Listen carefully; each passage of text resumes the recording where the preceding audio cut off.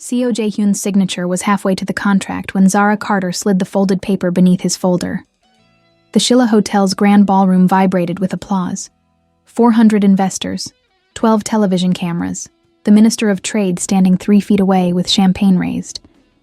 Jae-hyun had just announced a $4.2 billion expansion into European logistics, the kind of deal that made headlines in 3 languages and cemented legacies.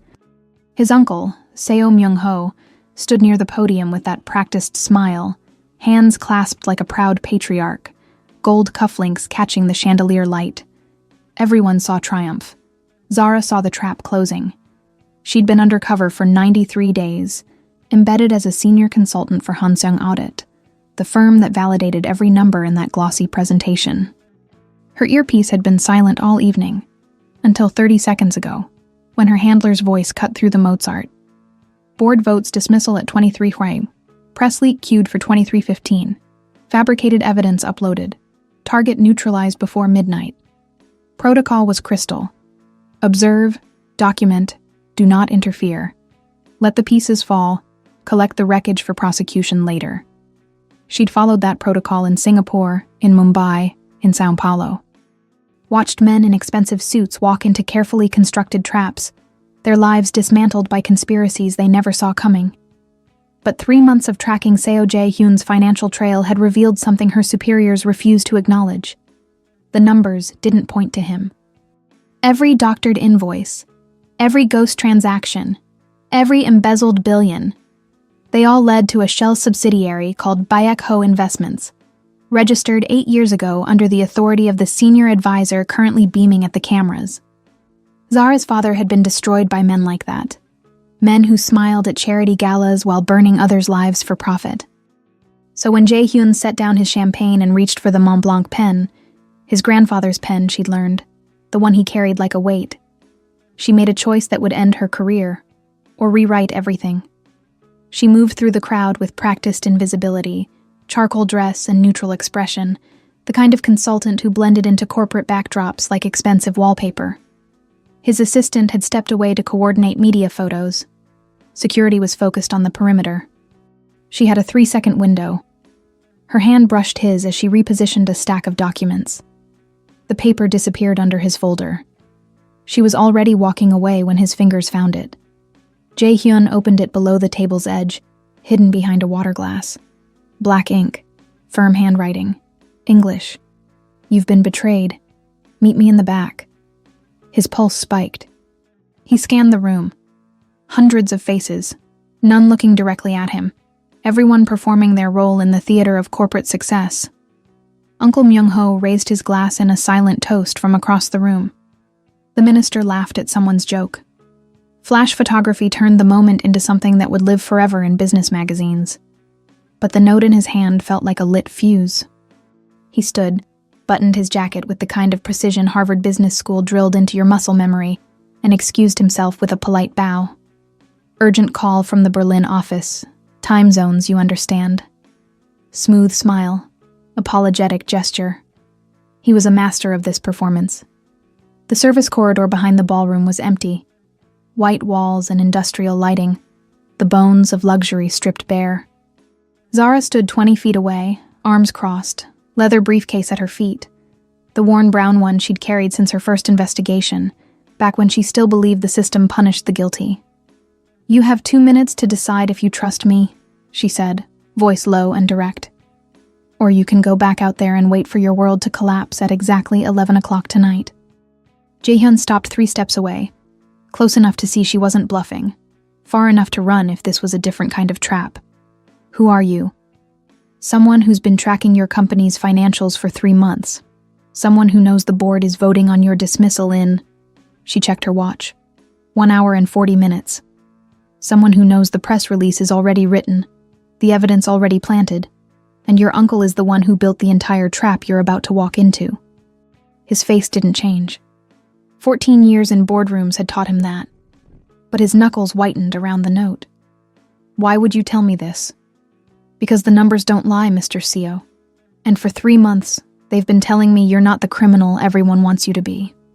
She took 1 step closer, close enough that he could see the small scar on her wrist. the exhaustion behind her professional mask. The certainty of someone who'd made an irreversible choice.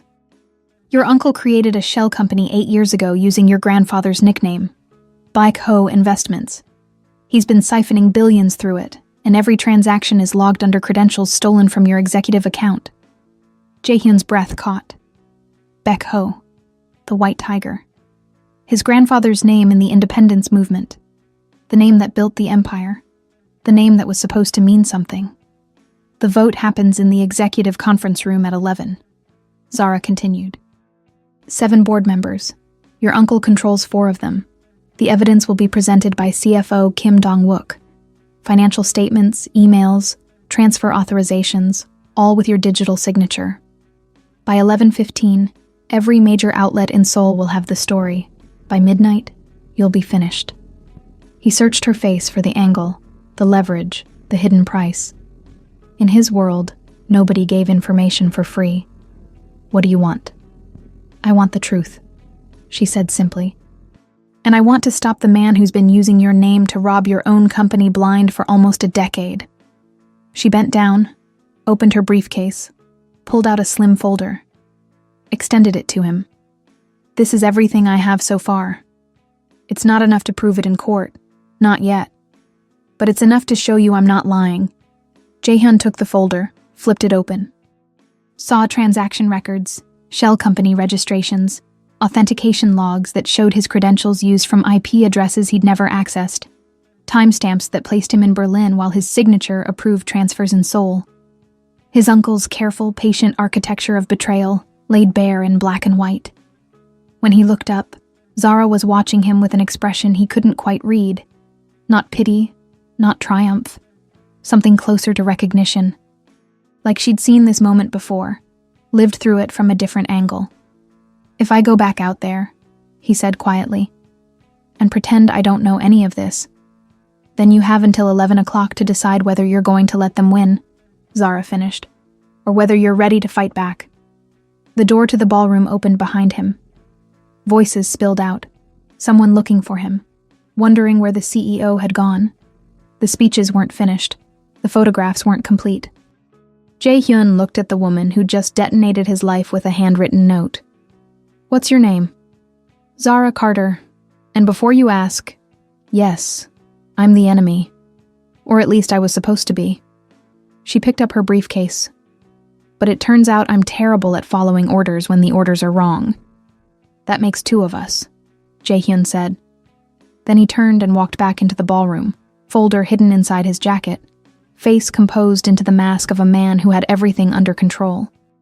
But his mind was already 3 moves ahead, calculating exits, cataloging allies, preparing for a war he hadn't seen coming.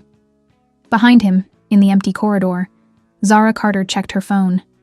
3 missed calls from her handler. A text. Carter, report. Now. She turned off her phone and walked the other direction. If you've ever been in a room full of people and realized you're the only one who doesn't know the trap is closing, or worse, if you've ever been the trap, you understand what happens next.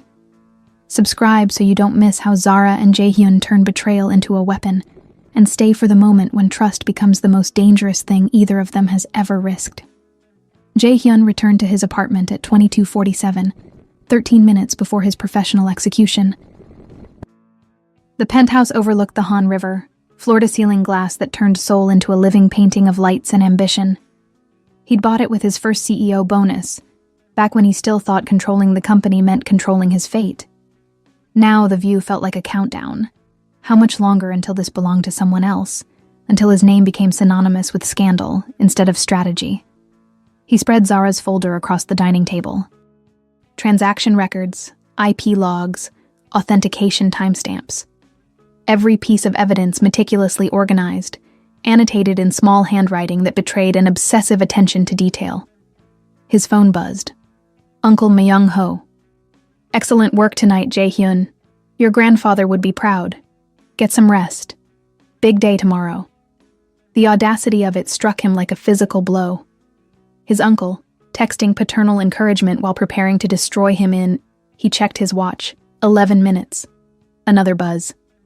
This one from Mrs. Hong, his executive secretary for the past 12 years. Sir, the board has called an emergency session. They did not inform me of the agenda. I thought you should know. At least someone was still loyal, or at least loyal enough to send a warning. Jae-hyun poured himself 2 fingers of whiskey.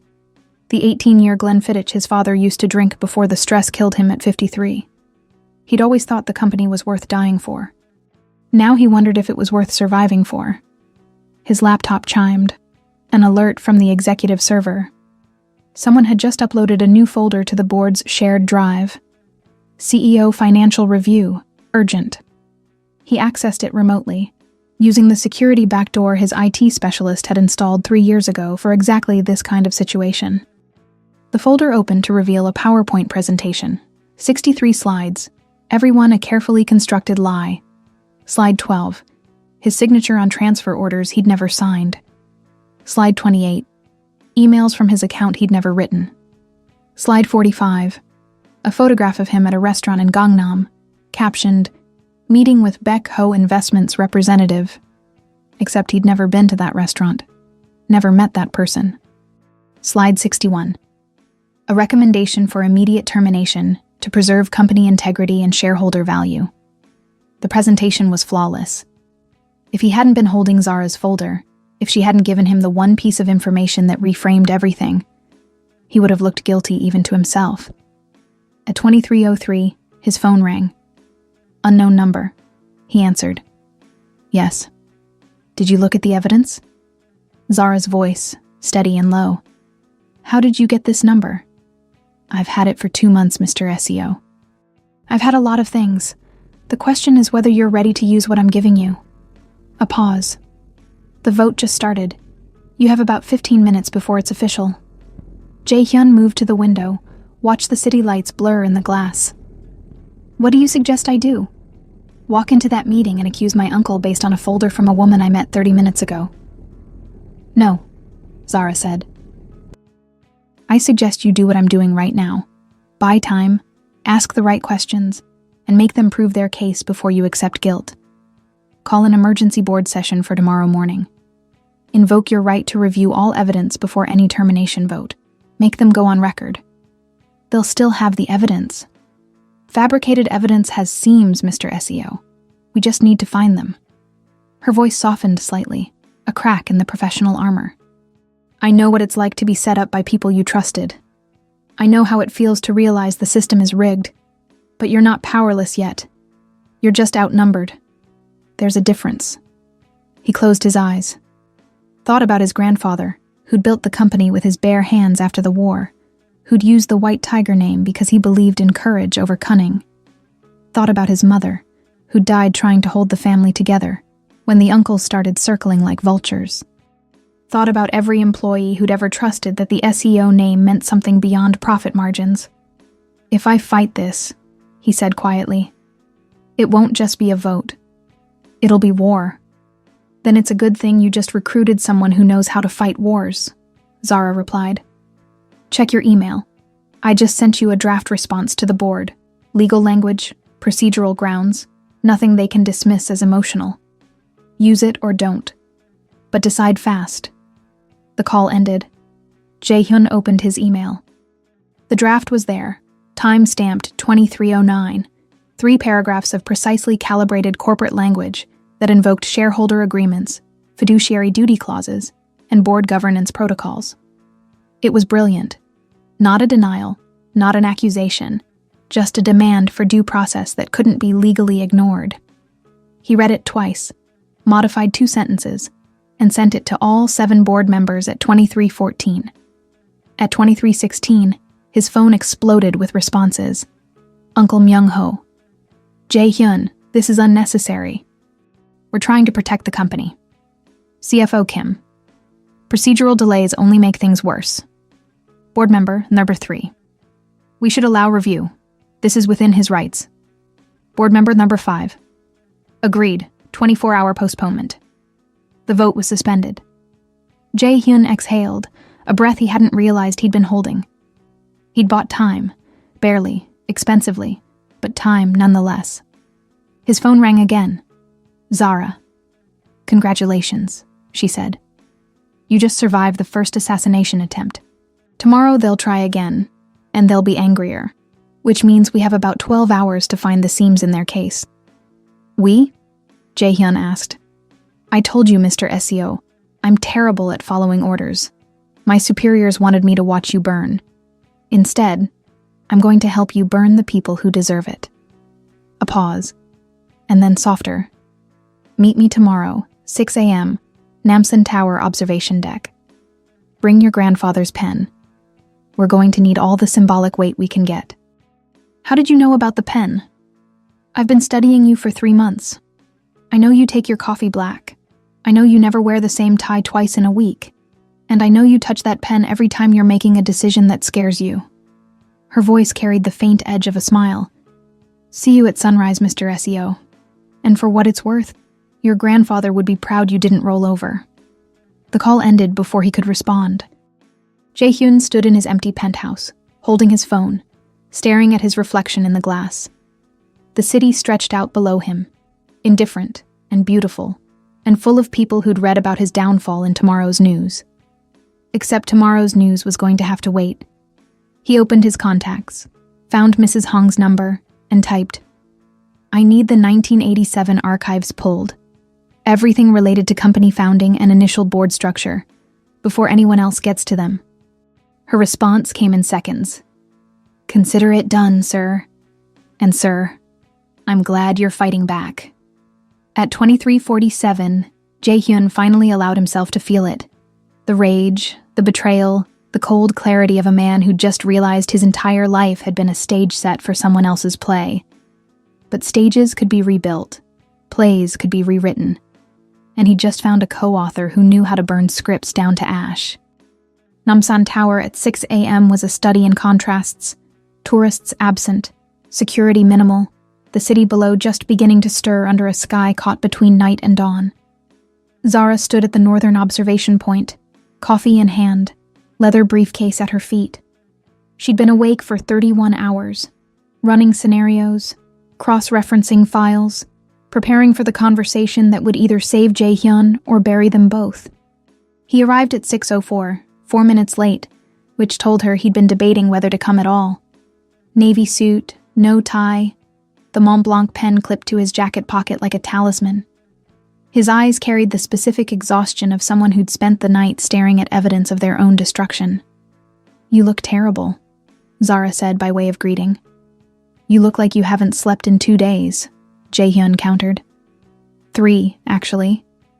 Insomnia is an occupational hazard in my line of work. She handed him a second coffee cup.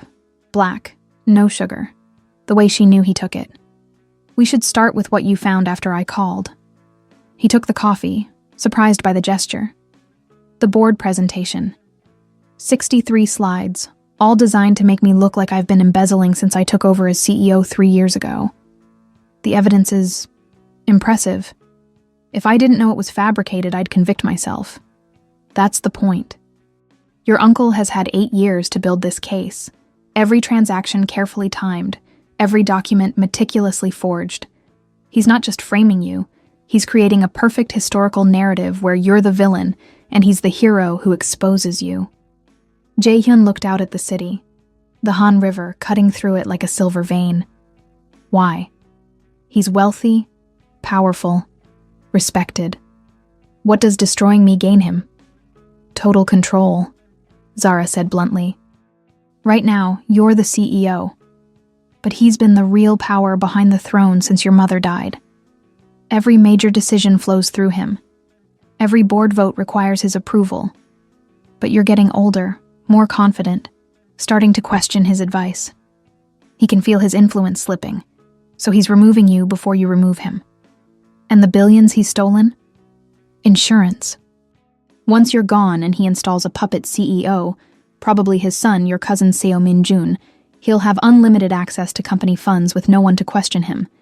He'll bleed the company dry over the next decade, then retire to a villa in Switzerland with more money than he could spend in 5 lifetimes.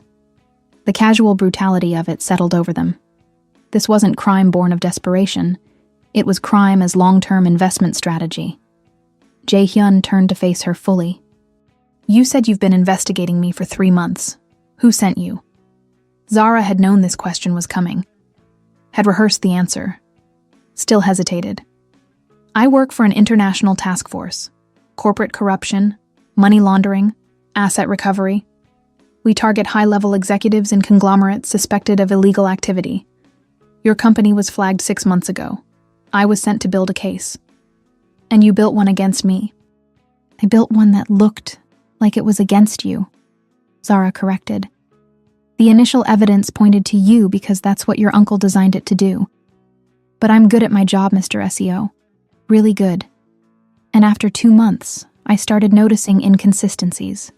Transactions that happened when you were on record in other countries. Authorizations that used your credentials but didn't match your linguistic patterns. Meetings you supposedly attended that conflicted with your verified schedule. So you went digging.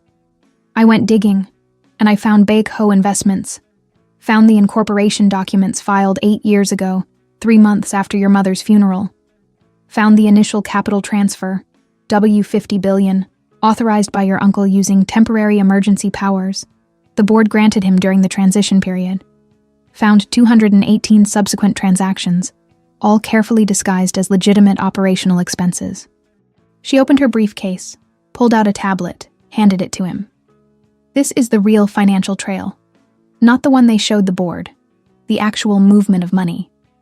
Your uncle created an entire shadow economy inside your company, and he's been using it like a personal bank account for almost a decade. Jae-hyun scrolled through the data, his expression hardening with each screen.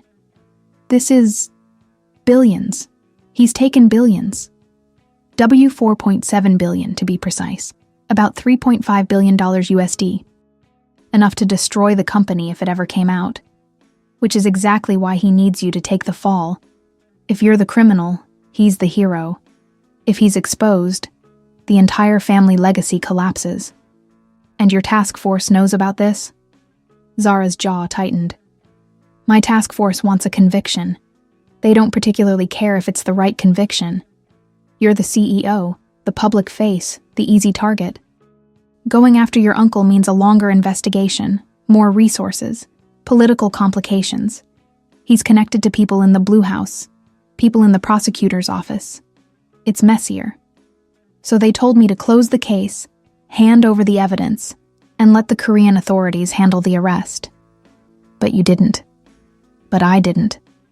She met his eyes. My father was CFO of a manufacturing company in Detroit. When I was 19, he was framed by the CEO for embezzlement. Same playbook as your uncle, same shadow companies, same fake evidence. He fought for 2 years, lost everything. The stress killed him before the trial even ended. Her voice stayed level, but her fingers touched the scar on her wrist, that unconscious gesture of old trauma. I became an investigator because I wanted to stop men like that CEO. But somewhere along the way, my organization started caring more about statistics than truth. I can't... She stopped, recalibrated. I won't be part of destroying an innocent person just because it's convenient. The observation deck was silent, except for the wind. Below them, Seoul was waking up. Traffic beginning to flow, lights flickering on in office towers, the machinery of empire grinding back to life.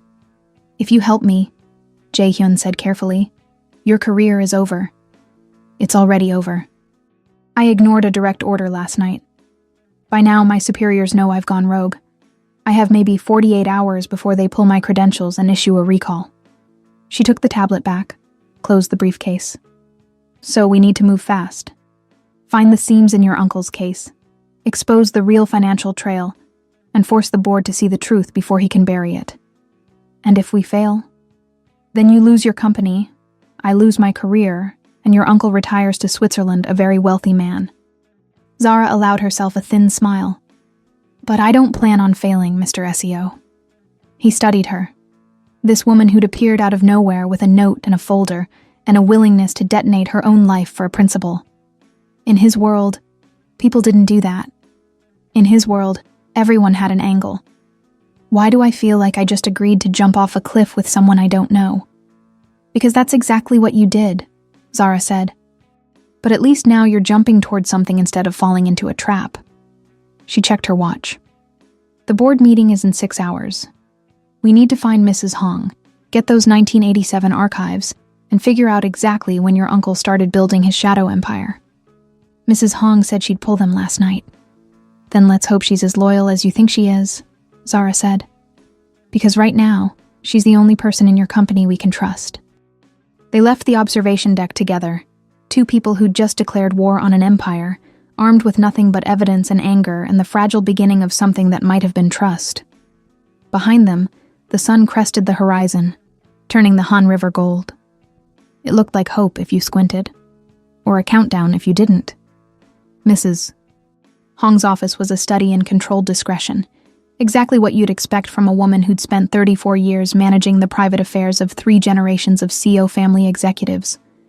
She was waiting when Zara and Jae-hyun arrived at 7:15 a.m., a pot of green tea already steeping, 3 cups arranged on the low table. The yellowed craft envelope sat between them like a bomb with a very long fuse. Ms. Carter, Mrs. Hong said with a precise bow, her gray hair impeccably cut, reading glasses hanging from a silver chain. Mr. SEO has told me you're trying to help him. I hope that's true, because what I'm about to show you will either save this company or destroy what's left of it. You know who I am? Zara asked, surprised. I've been the executive secretary here since before you were born, Ms. Carter. I know everyone who enters this building, and I make it my business to understand why they're here.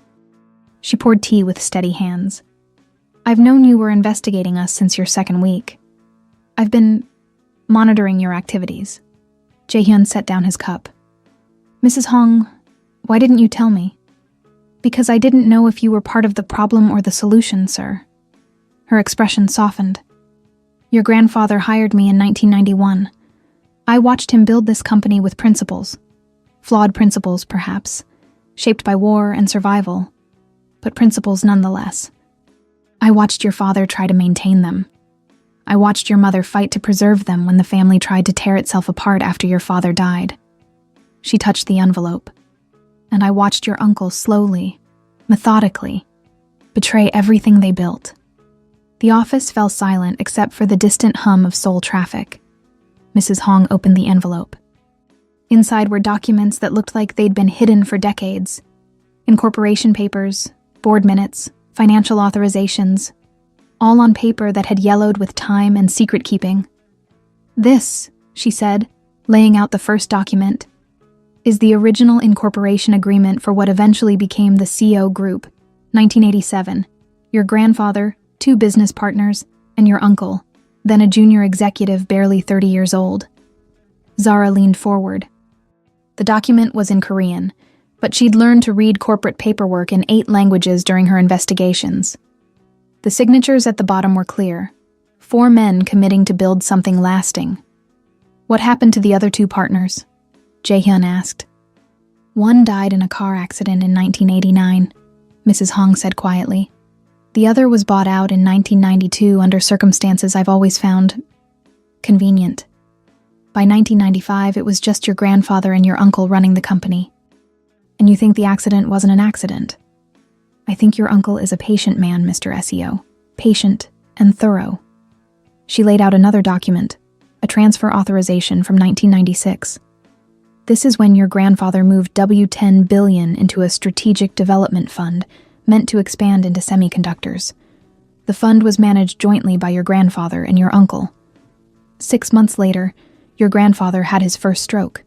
Your uncle had sole signing authority. And the fund? Disappeared into a corporate restructuring 2 years later. The paperwork claims it was reinvested in operational expenses. But I was managing the books then. The numbers never matched. I raised questions. Your uncle explained it was an accounting error.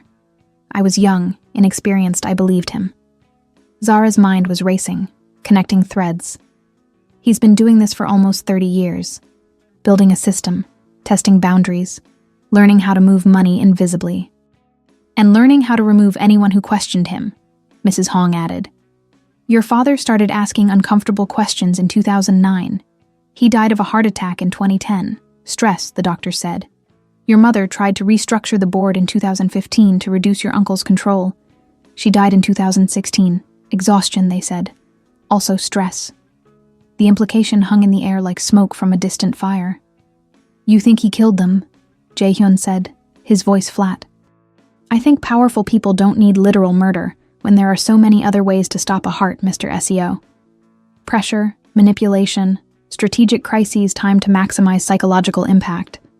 Your mother spent her last year fighting battles on 6 fronts: the board, the media, rival families trying to force a merger, activist shareholders. Your uncle was her closest advisor through all of it. He knew every weakness, every pressure point. Zara pulled out her tablet, started cross-referencing dates. If we can prove he's been embezzling since the 1990s, the current frame-up becomes part of a larger pattern. It's not just one crime, it's a criminal enterprise spanning decades. But proving it means accessing records that have been sealed, destroyed, or buried under 30 years of legitimate business activity, Mrs. Hong said. I've kept what I could. Copies of documents that seemed suspicious, notes from meetings that felt wrong. But I'm a secretary, not a forensic accountant. I don't have the skills to connect these fragments into a prosecutable case. I do, Zara said. If you give me access to the company's historical financial databases, I can't. Your credentials were revoked this morning. Mrs. Hong turned her computer screen around. An internal memo, timestamped 6:47 a.m. from the IT department. Per board directive, audit access for Hanseong Consulting personnel terminated effective immediately. Jae-hyun swore quietly. They're sealing the doors. If you can't access the systems, then we find another way in, Zara interrupted. She looked at Mrs. Hong. Who in your IT department is loyal to Mr. SEO and not to his uncle?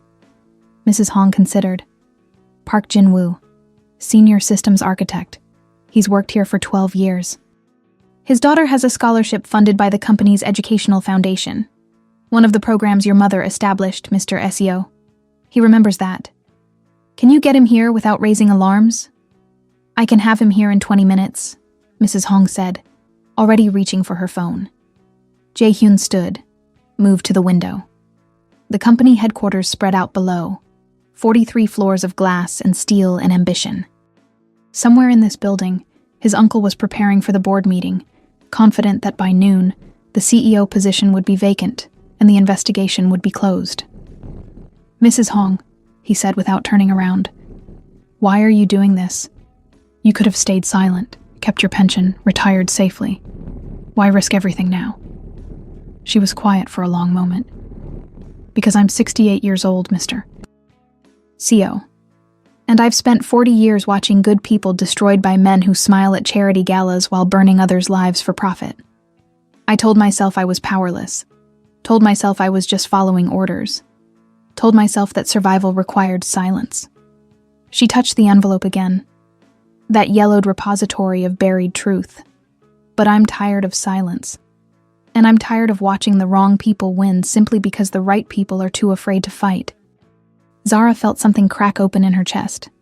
Recognition, solidarity, the shared exhaustion of people who'd stayed quiet too long and were finally ready to scream. Then let's make sure they hear us, she said. Mrs. Hong made the call. Park Jin-woo arrived 18 minutes later. Mid-40s, nervous energy, the kind of technical genius who preferred servers to people. He listened to the situation with growing alarm, looked at the documents Mrs. Hong had preserved, and finally nodded. I can get you into the historical database through a maintenance backdoor, he said. But if anyone checks the access logs, they'll know someone was digging. You'll have maybe 4 hours before IT security notices and locks everything down. 4 hours is enough, Zara said. I just need to pull transaction records for Beck Ho Investments and cross-reference them with official company reports from the past 8 years. Once we have the parallel records, we can show the board exactly where the money went. And if they don't believe us? Jae-hyun asked. Then we go public, Zara said flatly. Media, prosecutors, shareholder lawsuits, every weapon we have. Your uncle is betting on silence and institutional protection. We break that bet by making the truth too loud to ignore. Park Jin-woo set up his laptop, bypassed 3 security protocols, and opened a window into the company's financial soul. You're in. Clock starts now. Zara's fingers flew across the keyboard, pulling files, running algorithms, building the case that would either destroy Seo Myung-ho or get them all killed. And somewhere on the executive floor, A phone buzzed with an alert. Unauthorized database access detected. Source unknown. The countdown had begun. The USB drive had been left on Jae-hyun's car windshield sometime between midnight and 6 a.m. Black plastic, no markings. The kind of anonymous digital grenade that changes wars. He'd found it when returning from Namsan Tower, after the meeting with Zara and Mrs. Hong. A single file on the drive, labeled only, "Listen." Now, at 9:30 a.m., in a borrowed office 3 floors below his usual executive suite, Jae-hyun plugged the drive into his laptop while Zara watched over his shoulder.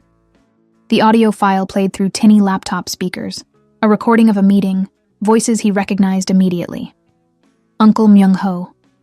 Move up the timeline. He's asking questions, getting suspicious. We need him gone before the European deal closes. CFO Kim Dong-wook. The evidence is ready. I've seeded the transactions across 18 months. No single red flag, just a pattern of small irregularities that build to a clear case of embezzlement. For Myung-ho. And the board? Kim. 4 confirmed votes. Lee Hwa-young's father is still uncommitted. Family loyalty, concerns about public perception. But if we leak the affair rumors... Myung-ho. Do it. Make it ugly. A Chaebol CEO sleeping with a foreign consultant while embezzling company funds? The media will crucify him before we even present the evidence. Laughter. The clink of glasses. Then static and silence. It cuts off, Jae-hyun said, rewinding. Right when they're about to discuss something else. Who sent this? Someone who wants you to know what's happening but isn't ready to show their face. Zara said grimly. An ally, a whistleblower, or someone playing a deeper game. Mrs. Hong? Possible. But she doesn't have access to your uncle's private meetings. This was recorded recently. You can hear traffic in the background, car horns. I'd guess somewhere in Gangnam, private room, high-end restaurant. She pulled out her tablet, started running audio analysis. If I can isolate the background sounds, match them to specific locations. Jae-hyun's phone buzzed. A text from an unknown number. The affair rumors go live in 30 minutes. Prepare. He showed Zara the screen. Her expression darkened. They're accelerating. Probably because you delayed last night's vote. They know you're fighting back, so they're hitting harder. Can we counter it? Not without proving the affair is fabricated, which means revealing I'm not actually a consultant, which exposes my investigation, which gives your uncle ammunition to discredit everything we've found. She ran a hand through her short curly hair, frustration radiating. It's brilliant, tactically. They use the truth. We have been meeting secretly. We are working together, and twist it into a weapon.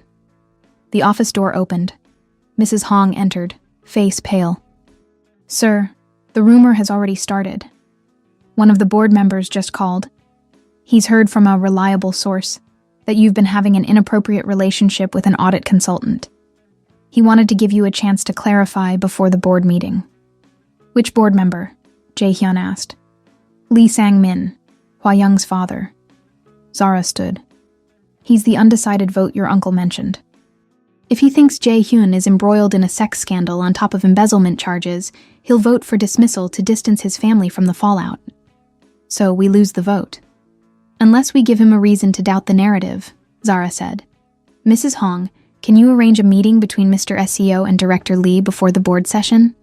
Something private, off the record? Mrs. Hong checked her phone. The board meeting is at noon. Director Lee is scheduled to arrive at 11:30. I could intercept him, arrange a brief conversation in the executive lounge. 5 minutes, maximum. That's all we need, Zara said.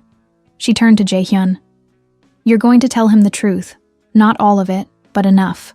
That your uncle is framing you, that the affair rumors are part of the setup, that you're fighting for the company your grandfather built. And if he doesn't believe me, then we're exactly where we'd be if we did nothing, Zara replied. But if he's even slightly doubtful, if his loyalty to your family's legacy outweighs his fear of scandal, he might abstain from voting. That's all we need. Delay, doubt, time to build a stronger case. Jae-hyun looked at Mrs. Hong. Can Park Jin-woo pull the financial records before the meeting? He's been working for 3 hours straight, Mrs. Hong said. He says he's found 23 transactions that don't match the official reports. Money moving from operational accounts into Bioco investments, then disappearing into overseas subsidiaries. But compiling it into a presentable format will take at least another 2 hours. We don't have 2 hours, Jae-hyun said. Then we present what we have and promise the rest is coming, Zara said. Park can project the raw data onto the meeting screen. It won't be pretty, but it'll be real. Sometimes truth doesn't need polish. It just needs to exist. The laptop beeped. An alert from Jae-hyun's corporate email. A message from his uncle, sent to all board members. Subject: additional concerns regarding CEO conduct. Dear board members, it has come to my attention that certain personal conduct issues have emerged alongside the financial irregularities under review. While I take no pleasure in raising these concerns, the integrity of our institution demands complete transparency. The email went on for 3 paragraphs, each one carefully phrased to sound reluctant, while systematically destroying Jae-hyun's reputation. Attached were 2 photographs, Jae-hyun and Zara, leaving the Shilla Hotel after the gala, and another from this morning at Namsan Tower, taken from a distance but clear enough to imply intimacy. He's had us followed, Jae-hyun said quietly. Of course he has, Zara replied. The question is whether he knows I'm an investigator or just thinks I'm a convenient scandal. She studied the photos. These were taken by a professional. Good angles, context that suggests romance without being explicit. Your uncle is building a narrative where you're not just a criminal, you're a liability. Weak, emotional, compromised. So we shatter the narrative, Jae-hyun said, a new edge in his voice. Mrs. Hong, arrange the meeting with Director Lee. Tell him I want 5 minutes to discuss family matters before the board session. He won't refuse. That's how our world works. Mrs. Hong nodded and left. Zara replayed the audio file, listening to the cut-off end. There's something else on this recording. Something they were about to discuss when it cuts to static. If we can recover those last few seconds. Can you? Maybe. I know someone at the forensic audio lab in Uedo. If I can get them the file without my superiors knowing. She stopped. Her phone was ringing. Handler ID. She answered. Carter. The voice on the other end was cold. You have 12 hours to return to base or we issue a warrant for obstruction of justice. You've ignored 3 direct recalls. This is your last warning. Understood, Zara said, and hung up. Jae-hyun looked at her. You have 12 hours. Then let's make them count, Zara said. She copied the audio file, attached it to an encrypted email, sent it to her contact with the subject line. Emergency. Need restoration ASAP. We'll explain later. A response came in 30 seconds. You're in trouble, aren't you? Always, Zara typed back. Can you do it? 2 hours, maybe 3. And Carter? Whatever this is, be careful. Zara closed her laptop. We're running out of time, out of allies, and out of safe moves. Then it's a good thing we're not trying to play it safe, Jae-hyun said. At 11:00 a.m., Lee Sang-min arrived for his private conversation with the CEO who might be a criminal, might be a victim, or might just be a man about to lose everything for crimes he never committed. The clock was ticking louder now, and somewhere in the building, CFO Kim Dong-wook was deleting files, covering tracks, preparing his own escape route, because even accomplices know when the ship is sinking. Director Lee Sang-min was a man built from old-world Korean business values, rigid hierarchy, family honor, the unspoken belief that preserving reputation mattered more than uncovering truth. He sat across from Jae-hyun in the executive lounge, a room designed for quiet power plays, leather chairs, and soundproofed walls. His expression was carefully neutral, but his posture betrayed discomfort. This meeting was a courtesy, not a conversation he wanted to have. Thank you for seeing me, Director Lee, Jae-hyun began, keeping his voice steady. I know you've heard certain rumors. I want to address them directly before the board meets. Lee nodded slightly. I appreciate directness, Mr. SEO. These are serious allegations, both the financial irregularities and the personal conduct issues. The board has a fiduciary duty to investigate thoroughly. I agree completely, Jae-hyun said, which seemed to surprise Lee. Which is why I'm asking for a full, independent audit. Not an internal review managed by people who might have conflicts of interest, but an external investigation. If I'm guilty of what my uncle is accusing me of, I should face consequences. But if I'm innocent, the real criminals should be exposed. Your uncle is accusing you? Lee's eyebrow rose fractionally. My uncle is the one who prepared the evidence being presented today, Jae-hyun said carefully. He's been the primary advisor on financial oversight for the past 8 years. Every document, every transaction log, every piece of evidence passes through his office before reaching the board. I'm not saying he's fabricated anything. I'm saying the person building the case against me is the same person who would benefit most from my removal. Lee was silent, processing. In Korean corporate culture, directly accusing a senior family member was nearly unthinkable. The hierarchy demanded deference, not confrontation. But the logic was sound enough to plant doubt. The consultant, Lee said finally, Ms. Carter. Your uncle suggests there's an inappropriate relationship. Ms. Carter is investigating my company, Jae-hyun replied bluntly. She's been undercover for 3 months, building a case against me. The inappropriate relationship my uncle is describing is actually a series of meetings where she's been showing me evidence that I'm being framed, evidence that points to a shadow subsidiary called Baekho Investments, created 8 years ago and used to siphon billions from operational accounts. Lee's expression shifted. Not belief, but interest. Baekho. That was your grandfather's, his resistance name during the independence movement. Yes. Jae-hyun leaned forward slightly. Someone used my grandfather's legacy to create a front company. Someone who knew exactly how powerful that symbolism would be. How it would seem legitimate to anyone who looked at the incorporation papers. My uncle was my grandfather's closest advisor for 30 years. He knows every story, every name, every piece of family history that could be weaponized. These are serious accusations, Mr. CEO. They are. Which is why I'm not making them publicly. I'm bringing them to you, privately, as someone my family has trusted for 2 generations. Jae-hyun pulled out his phone, opened the audio file. I received this recording this morning. I don't know who sent it, but I think you should hear it before you vote. He pressed play. Uncle Myung-ho's voice filled the small room. Move up the timeline. He's asking questions, getting suspicious. We need him gone before the European deal closes. Lee's face went very still. CFO Kim's voice. The evidence is ready. I've seeded the transactions across 18 months. When the recording cut to static, Lee sat back in his chair, expression unreadable. 30 seconds of silence stretched between them. The kind of silence that holds entire futures in balance. Who else has heard this? Lee asked finally. Mrs. Hong, Ms. Carter, and now you. Jae-hyun met his eyes. I'm not asking you to vote for me, Director Lee. I'm asking you to demand the same full investigation I'm requesting. If I'm guilty, the independent audit will prove it. If I'm innocent, it will expose who's really behind this. Lee stood, adjusted his jacket with the precise movements of a man buying time to think. The board meeting starts in 23 minutes. Your uncle has 4 confirmed votes. I was told I'd be the tiebreaker. And now? Now I need to decide whether I'm voting on evidence or on theater.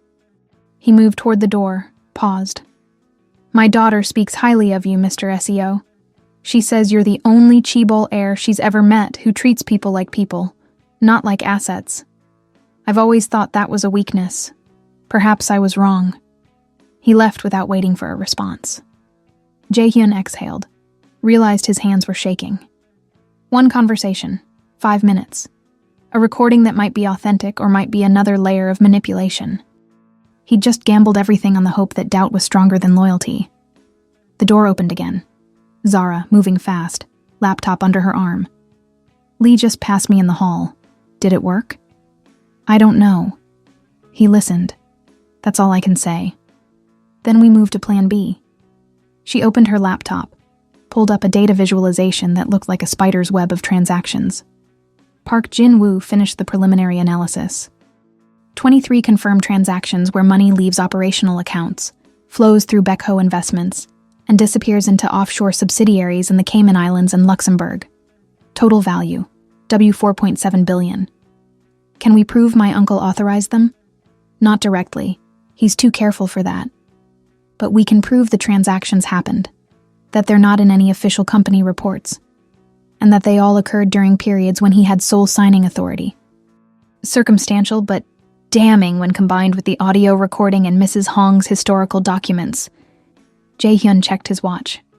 11:47. 13 minutes until his professional life was voted on by 7 people, 4 of whom his uncle controlled.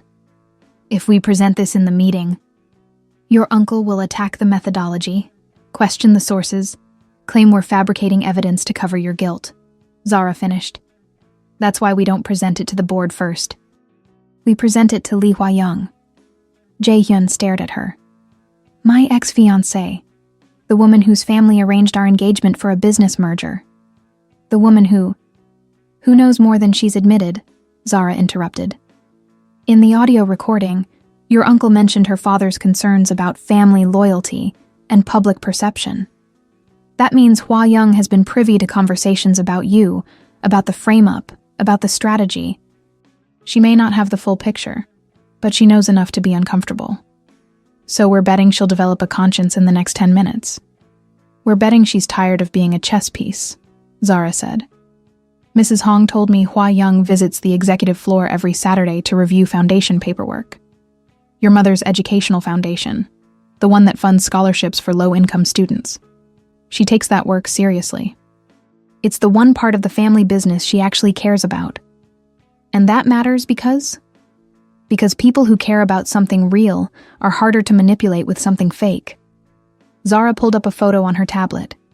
Lee Hwa-young at a foundation event, surrounded by scholarship recipients. Her smile genuine for once instead of the practiced corporate mask. If we show her what your uncle is really doing, not just framing you, but preparing to gut the entire company including the foundation she's dedicated years to, she might choose truth over family politics. That's a lot of assumptions stacked on hope. It's all we have, Zara said simply. Mrs. Hong is bringing her to conference room C in 4 minutes. You have that long to decide if you trust my read on human nature.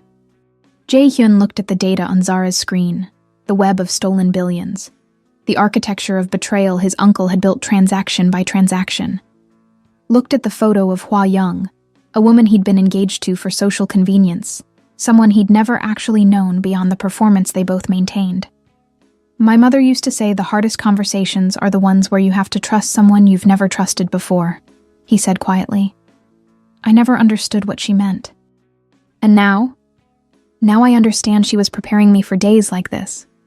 He closed Zara's laptop. Let's go talk to Hwa-young, but if this backfires, if she tells her father, if it accelerates the vote, then we'll have tried everything and lost honorably, Zara said, which is better than winning through silence. They walked to conference room C together. 2 people who'd become accidental allies in a war neither had chosen, but both refused to surrender. The clock read 11:51. 9 minutes until the board meeting. 9 minutes to convince a woman raised on corporate strategy and arranged marriages that truth was worth more than stability. The door opened. Lee Hwa-young stood inside. Perfect posture. Designer navy dress. Pearl necklace that had belonged to her grandmother. Every inch the Chaebol daughter trained from birth to represent family interests. But her eyes, when they met Jae-hyun's, held something he'd never seen there before. Fear barely contained by etiquette. Mrs. Hong said you needed to speak with me urgently, Hwa-young said, her voice steady despite the tension. The board meeting starts in 8 minutes. This must be quite important. It is, Jae-hyun said. And I'm sorry to involve you, but I think you already know more than you've admitted. About my uncle. About what's really happening today. Hwa-young's hand moved to her pearl necklace, fingers closing around it like a lifeline. The gesture was small, unconscious, but it told Zara everything she needed to know. This woman had been carrying a secret, and it was heavy. I don't know what you're implying, Hwa-young said carefully. Yes, you do. Zara replied, stepping forward. You've heard conversations between your father and Seo Myung-ho. Discussions about timing, evidence, the best way to handle the situation. You've been watching this conspiracy unfold for weeks, maybe months, and you've been pretending you don't see it because that's what you were taught to do. Protect the family, maintain appearances, never question the men making decisions. Hwa Young's composure cracked fractionally. Who are you to judge what I'm nobody, Zara said. I'm just someone who watched my father destroyed by men like Seo Myung-ho, while everyone around him stayed silent, because speaking up was inconvenient. I know what that silence costs. I know what it feels like to realize, years too late, that you could have stopped something terrible if you'd just been brave enough to break the rules. The room fell silent, except for the ventilation system's quiet hum. Hwa Young looked at Jae-hyun. If I tell you what I know, my family will disown me. My father is counting on that vote to secure a business partnership with your uncle. If I undermine that, then you'll lose everything you've been told matters, Jae-hyun said gently. Your position, your family's approval, the life you've been trained to live. I understand that cost, Hwa Young. I'm about to lose all of it too. The only question is whether we lose it while lying or while telling the truth. She closed her eyes briefly, and when she opened them, something had shifted. A decision made, a bridge burned, the moment a person stops being what they were raised to be and starts becoming who they choose to be. 3 weeks ago, Hwa Young said quietly, I overheard my father and your uncle discussing the timeline. They were in my father's study, thought I was at a charity function. Your uncle said the European deal had to close before you could be removed, because international partners would demand renegotiation if the CEO changed mid-contract. He said once the deal was finalized, you'd become expendable. Zara pulled out her tablet. Did they mention Baekho Investments? No, but they discussed the accounts and how to reposition assets before the board investigation. My father asked if the evidence would hold up to external scrutiny. Your uncle laughed and said the evidence was perfect because it was built over 8 years. He said even you wouldn't be able to prove your innocence because the paper trail was too comprehensive. And you didn't tell anyone? Jae-hyun asked without judgment. I told myself it wasn't my business. That you'd hired lawyers. That the truth would emerge. Hwa Young's voice fractured slightly. But then your uncle mentioned the foundation. My foundation. The one your mother built. He said once you were removed, the board would restructure it, redirect the endowment to more strategic initiatives. He said scholarship programs were sentimental wastes of capital. Her hand tightened on the pearls. That's when I realized this wasn't about removing one corrupt CEO. This was about dismantling everything your mother fought for and replacing it with pure profit extraction. And I realized that if I stayed silent, I'd be complicit in destroying the one thing I've ever actually cared about. Zara showed her the data visualization, the web of stolen billions, the ghost transactions flowing through Baekho Investments. This is what your father's partnership is buying into. Not a legitimate business alliance, but a criminal enterprise that's been operating for 8 years. Hwa Young studied the screen, her expression hardening. What do you need from me? Your testimony, Jae-hyun said. What you heard, when you heard it. The exact words your father and my uncle used. You can deliver it in the board meeting or privately to your father. But we need someone besides us saying this conspiracy is real. If I testify, my father will never forgive me. Probably not, Zara agreed. But the students whose scholarships you'll be saving will remember you. The employees whose pensions won't be raided will remember you. And 20 years from now, when you look back at this moment, you'll know you chose the harder right over the easier wrong. The clock on the wall read, 11:58.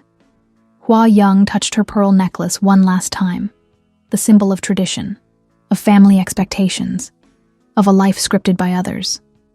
Then she unclasped it, set it on the conference table with the careful finality of someone putting down a weight they'd carried too long. I'll tell my father first, she said. Give him a chance to change his vote before the meeting starts. If he refuses, I'll testify publicly. She looked at Jae-hyun. We were never in love, were we? No. Jae-hyun said honestly. But I think we might have been friends, if we'd ever had the chance to be real with each other. Then let's start now, Hwa Young said, by telling the truth together. She walked out of the conference room with her head high, a woman who'd just chosen to burn down her own life to save something that mattered more. Zara and Jae-hyun followed at a distance, watching her intercept her father in the hallway outside the boardroom. The conversation was brief, intense, conducted in the kind of urgent Korean that needed no translation. A daughter confronting a father, a subordinate defying authority, a person refusing to be a chess piece. Director Lee's face went through several expressions: shock, anger, calculation, and finally something that might have been respect. At 12:01, he entered the boardroom. At 12:02, the board meeting began, and at 12:03, everything changed.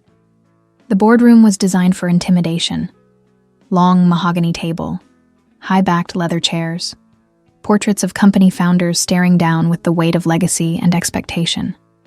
CEO Myung-ho sat at the head of the table, his usual position when the CEO was under review, gold cufflinks catching the light as he arranged documents with the practiced calm of a man who'd orchestrated this moment for years.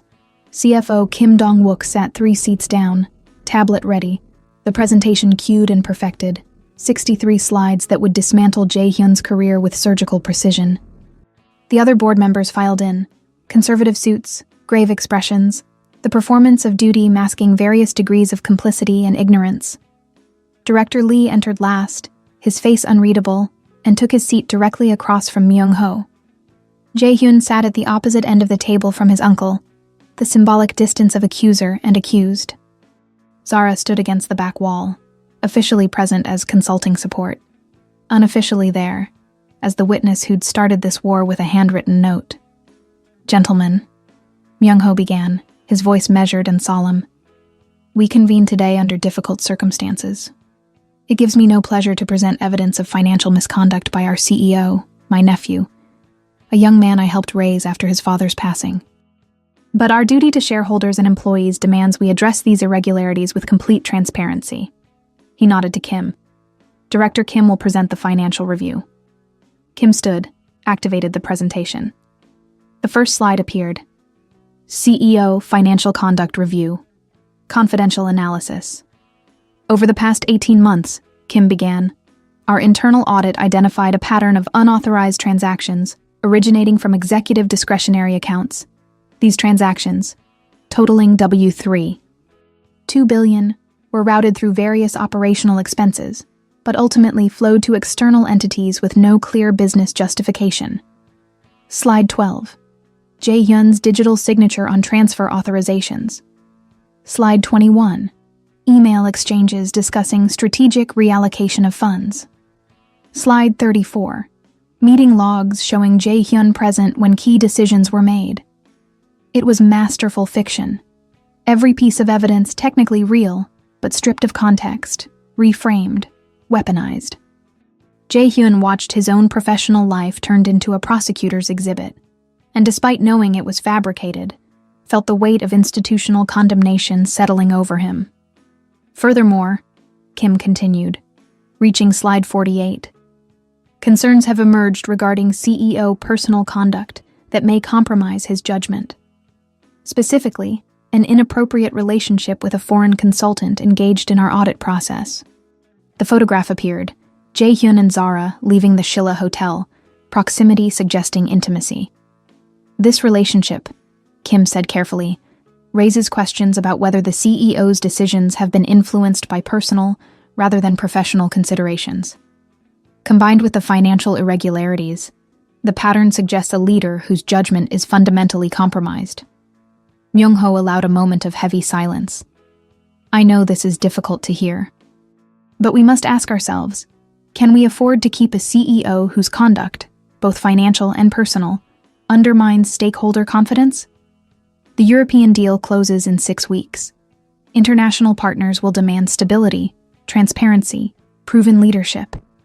If we wait and this becomes public, then perhaps," Director Lee interrupted quietly, "we should examine whether the evidence itself is as transparent as we assume."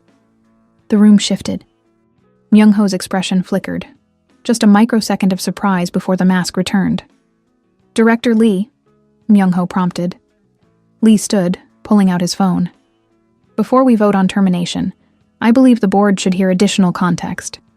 Mr. SEO, you invoked procedural rights to present a defense. I suggest we hear it now." Myung-ho's jaw tightened fractionally. "Director Lee, we've reviewed evidence prepared by interested parties," Lee said, his voice still calm, but carrying new steel. "Director Kim reports to Mr. SEO Myung-ho. The audit was supervised by Mr. SEO Myung-ho. The presentation was compiled under Mr. SEO Myung-ho's guidance. I'm not suggesting impropriety, merely noting that independent review has not yet occurred." Another board member, Park Jin-soo, cleared his throat. Director Lee raises a valid concern. Due process requires the accused have opportunity to respond. Myung-ho's smile was practiced patience. "Of course. Jae-hyun, please. Share whatever defense you feel is relevant." Jae-hyun stood, feeling the weight of 7 sets of eyes, decades of family expectation, and the fragile hope that truth still mattered in rooms like this. "Thank you, Director Lee, Director Park." He pulled out his own tablet, the data Zara and Park Jin-woo had compiled through hours of illegal database access. "The financial evidence you've just seen is technically accurate, but fundamentally misleading. Those transactions did occur, but they didn't flow from my authorization. They flowed through accounts I controlled in name only." He activated the visualization, the spider web of transactions, red lines showing money leaving operational accounts, flowing through ghost subsidiaries, disappearing offshore. "This is Baekho Investments," Jae-hyun said, highlighting the central node. "A shell company registered 8 years ago, 3 months after my mother's death. It was incorporated using my grandfather's resistance name, a detail only family members would know. The company has no employees, no physical location, no business operations. It exists solely to move money."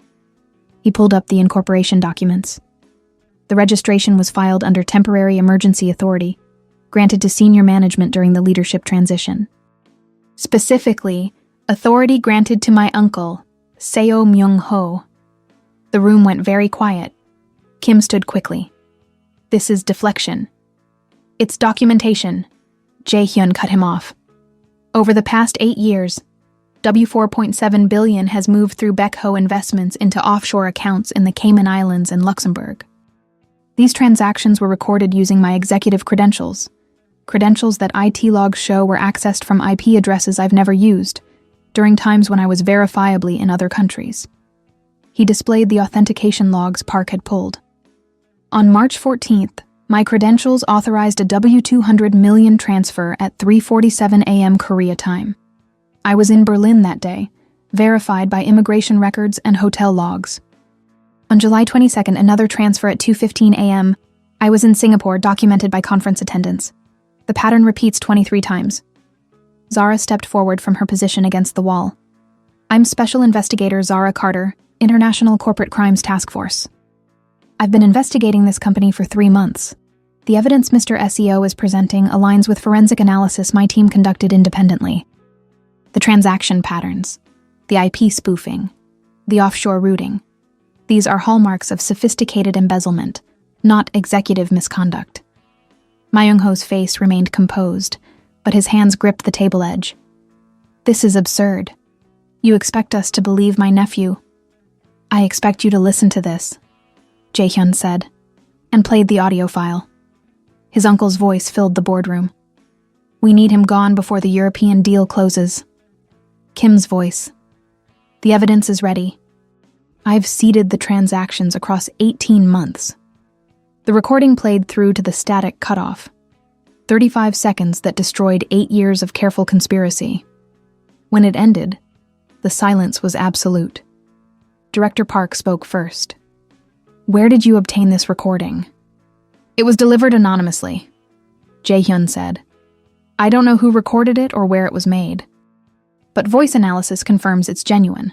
Those are Director Kim's and my uncle's voices, discussing evidence fabrication." "This could be edited," Kim started. "Then let's have it independently analyzed," Lee said.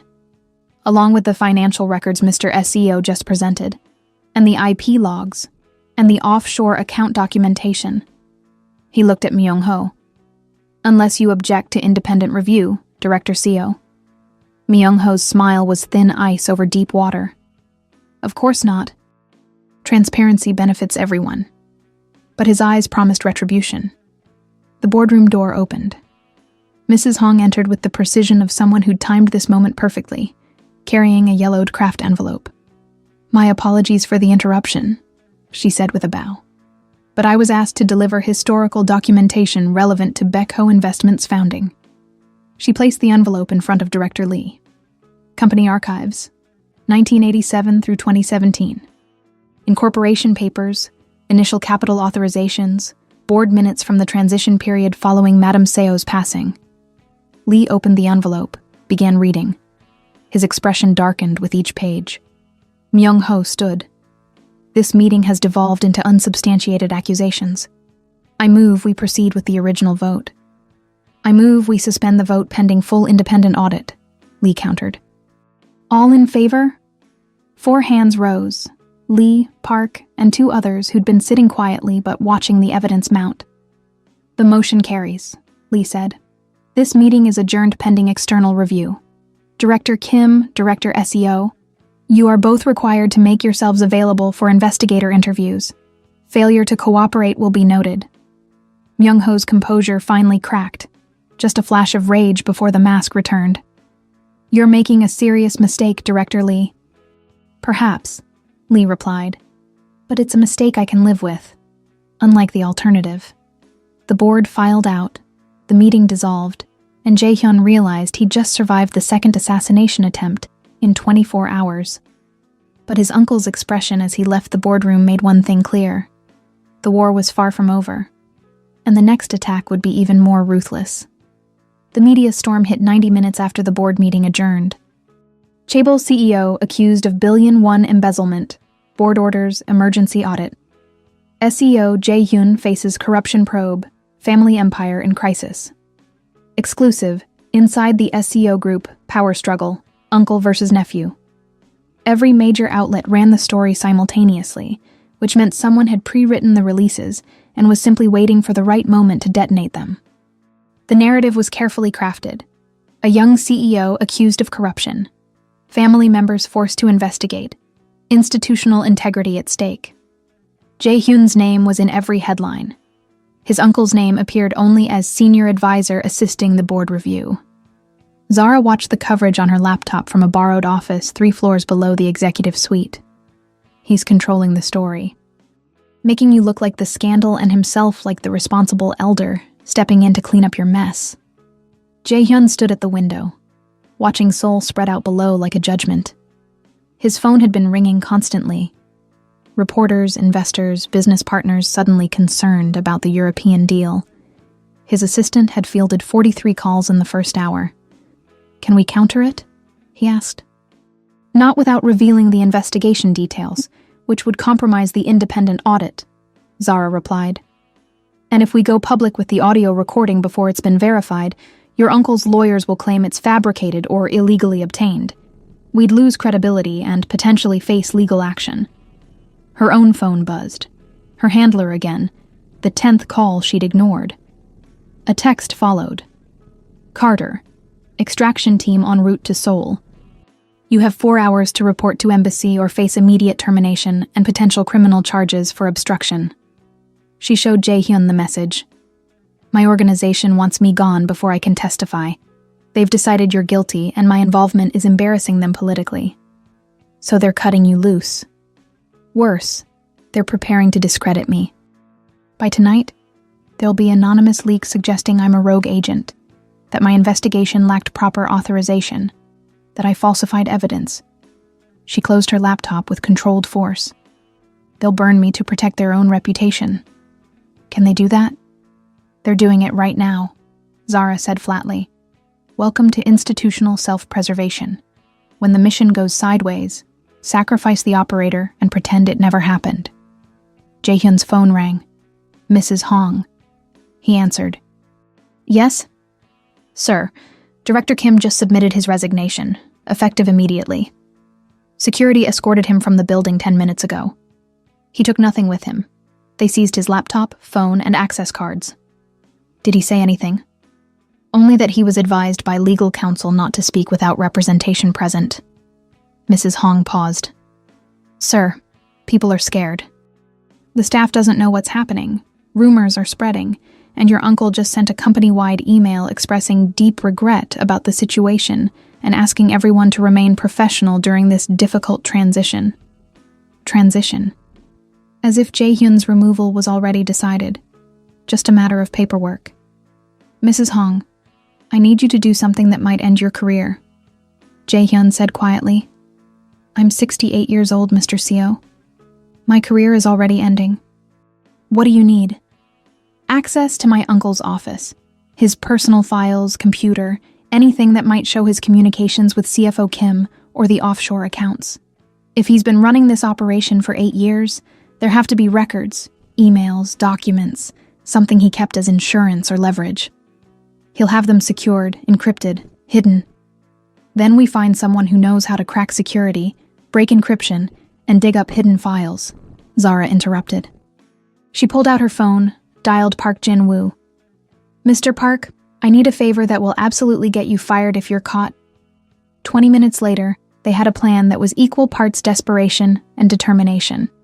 Park Jin-woo would access Myung-ho's office computer remotely using maintenance credentials, bypassing physical security by exploiting a network vulnerability he'd discovered months ago but never reported. Mrs. Hong would provide cover by scheduling an emergency system backup that would explain unusual network activity. Zara would run the forensic analysis on any files they extracted, and Jae-hyun would keep his uncle distracted with a family dinner, a tense, awful performance of normalcy while they robbed him digitally. This is illegal, Park said nervously when they met in the server room at 6 p.m. If we're caught, then we're caught committing crimes to expose crimes, Zara replied. I've already crossed that line. You can still walk away. Park looked at Jae-hyun. Your mother's foundation paid for my daughter's university education. 4 years, full scholarship, room and board. She's graduating next month. First person in our family to get a degree. If your uncle guts the company like you say he plans to, that foundation disappears. So no, I'm not walking away. He started typing, fingers flying across keyboards, screens filling with code and access protocols. I'm in. His computer is active. He's working late, probably coordinating the media response. I'll wait until he steps away, then copy his entire drive. How long will that take? Jae-hyun asked. 20 minutes if his drive is clean. Longer if it's encrypted or if there are hidden partitions. Park's screen flickered. He just locked his computer. Bathroom break, maybe. I'm initiating the copy now. Mrs. Hong, start your system backup to cover the network spike. Mrs. Hong clicked through administrative menus, triggering maintenance protocols.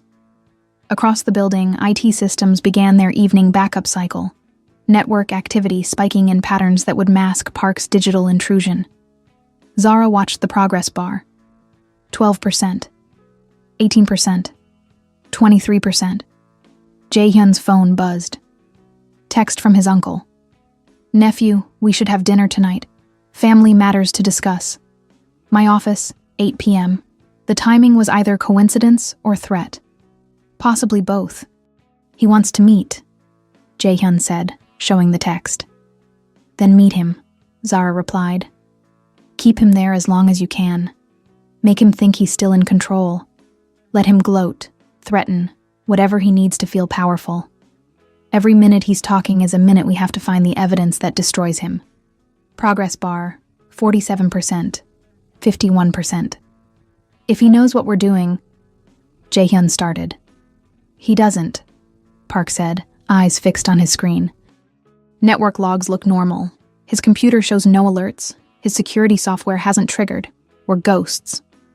Progress bar, 68%, 74%. At 7:53 p.m., the copy completed.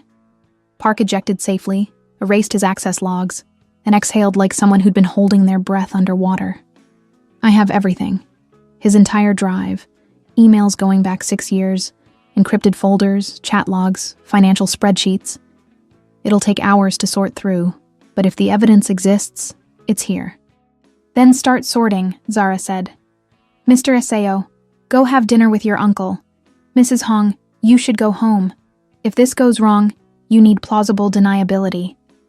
Mrs. Hong stood with the dignity of a woman who'd stopped caring about plausible deniability 3 betrayals ago. I'll be in my office if you need me. And Mr. Aseo, your mother would be proud you're fighting back. She spent her last year trying to do the same thing. She left before he could respond, that small revelation hanging in the air like smoke from a match burned out too soon. At 8:02 p.m., Jae-hyun entered his uncle's office. Myung-ho sat behind his desk, a bottle of aged whiskey and 2 glasses arranged like props in a play. The office was designed to project power. Dark wood, leather, Seoul skyline glittering through floor-to-ceiling windows. Jae-hyun, Myung-ho said warmly, pouring 2 generous measures. Thank you for coming. I know today was difficult. Jae-hyun sat, accepted the glass but didn't drink. You mean the part where you tried to have me fired for crimes you committed? His uncle's smile never wavered. I mean the part where you forced the board into an expensive, time-consuming investigation that will ultimately prove what I've been saying all along. But you're young, stubborn, your mother's son. I expected resistance.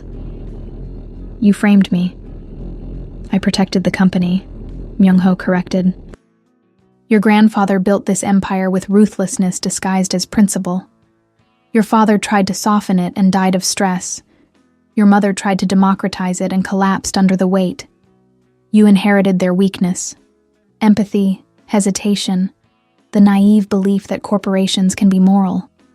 And you inherited what? The belief that theft is strategy? Myung-ho finally dropped the avuncular mask. I inherited the realism to understand that the CO name is a tool, not a sacred trust. For 30 years, I've done what was necessary to keep this company profitable, while your father and mother wasted resources on legacy and values. The foundation, the scholarships, the employee protections, beautiful sentiments that cost billions. So you stole billions. I reallocated capital to people who understood its value, Myung-ho said calmly. Partners who didn't waste it on workers who'd be automated out of jobs within a decade anyway. You call it theft. I call it efficiency. Jae-hyun felt cold clarity settle over him. This wasn't a man who'd fallen into corruption. This was a man who'd weaponized it as business philosophy. The board will find the evidence, Jae-hyun said. The offshore accounts, the ghost transactions, Baekho investments. The board will find what I allow them to find, Myung-ho interrupted. Director Kim has already agreed to take full responsibility in exchange for a comfortable retirement abroad. The paper trail leads to him, not to me. And when the investigation concludes, you'll be gone, Kim will be gone, and I'll remain, the loyal senior advisor who helped uncover corruption and restore integrity. And the audio recording will be dismissed as fabricated or illegally obtained. Your investigator friend has no legal authority here, no valid chain of custody, no credible standing. By tomorrow, she'll be back in the U.S. facing criminal charges for obstruction, and you'll be unemployed, unemployable, and infamous. He raised his glass. So let's drink to family, Jae-hyun, because when this is over, you'll have nothing left but the name, and even that will be tainted. Jae-hyun stood without touching his drink. You're wrong about one thing, uncle. You think you've planned for everything, but you forgot the one variable you've never understood. People who fight for something beyond profit are harder to break than people who only fight for themselves. Beautiful sentiment, Myung-ho said. Let me know how it feels when you're broke. Jae-hyun left the office, walked back to the server room where Zara and Park were drowning in extracted data. Well? Zara asked, looking up from her laptop. He confessed everything, Jae-hyun said.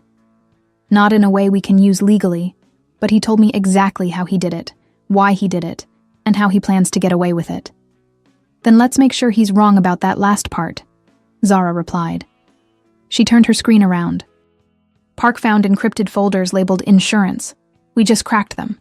You need to see this. On the screen, emails between Myung-ho and offshore bankers. transaction authorizations bearing his personal encryption key, chat logs discussing the frame-up in explicit detail. And one more file. A video recording, dated 18 months ago. Zara played it. The video showed Myung-ho and CFO Kim in a private office, discussing the creation of fake evidence. Myung-ho. We seed it gradually.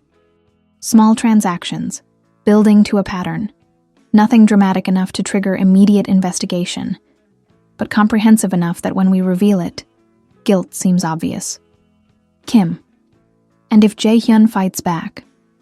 Myung-ho. Then we've built 8 years of foundation. His word against a mountain of documentation.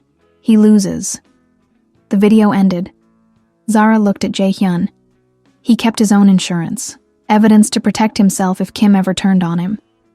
He documented his entire conspiracy because he never imagined anyone would get access to his personal files. Can we use this? In court? Absolutely. It's his voice, his office, his encrypted files requiring his personal password to access. This isn't fabricated or illegally obtained.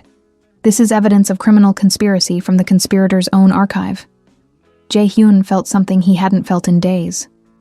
Hope, sharp, and dangerous. Then let's end this, he said. But even as they began preparing the evidence package, Zara's phone buzzed with a final message from her handler. Embassy extraction at 06 Gao. Fail to appear, and we issue an international warrant. This is over, Carter. She had 8 hours left before her own war ended, whether they won this one or not.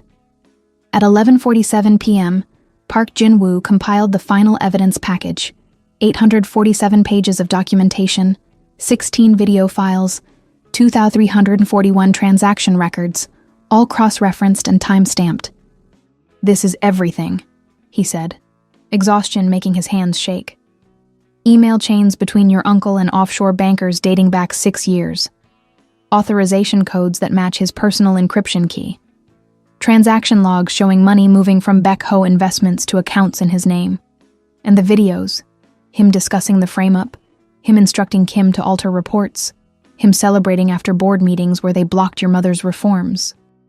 Zara scrolled through the files, her investigator's mind cataloging evidence weight, legal admissibility, prosecution viability. This doesn't just prove the current conspiracy. It proves pattern and intent spanning almost a decade. Any prosecutor would take this case. If they get the chance, Jae-hyun said. He was looking at his phone, reading news alerts that kept multiplying. My uncle's leaked more stories. Sources close to the investigation say the CEO's defense relies on unverified recordings and conspiracy theories. The narrative is shifting from investigation pending to guilty CEO desperately deflecting. Then we change the narrative, Zara said. We take this evidence directly to the prosecutor's office, bypass the board entirely, force a criminal investigation that your uncle can't control. And your embassy extraction? Zara checked her watch, 12:03 a.m. I have 5 hours and 57 minutes before they come for me. Plenty of time to destroy a criminal empire and ruin my career properly. Park laughed despite the tension, a sharp, slightly hysterical sound. We're all insane. You know that, right? We're committing multiple crimes to expose crimes committed by people powerful enough to make us disappear. Welcome to fighting institutional corruption, Zara replied. It's always illegal, always dangerous, and the only people who do it are the ones too angry or too stubborn to care about consequences anymore. Mrs. Hong appeared in the doorway, still dressed in her work clothes despite the late hour. The prosecutor you want is Kang Min-jae. He handled the last major chaebol corruption case 3 years ago. Convicted 2 executives for embezzlement despite political pressure to drop the investigation. He has a reputation for being incorruptible, which in Seoul makes him either very brave or very naive. How do we reach him? Jae-hyun asked. I have his personal number. His daughter was one of your mother's scholarship recipients. He's told me several times that he owes your family a debt. Perhaps it's time to call that in. She made the call, spoke quietly in Korean, the kind of formal speech that conveyed both respect and urgency. After 3 minutes, she handed the phone to Jae-hyun. Prosecutor Kang, my apologies for calling so late. A man's voice, alert despite the hour. Mrs. Hong explained the situation. You have evidence of criminal conspiracy within the SEO group? Evidence that my uncle has been embezzling billions through shell companies for 8 years, and that he's currently framing me to cover his crimes. I have documentation, videos, transaction records, everything you'd need for prosecution. A pause.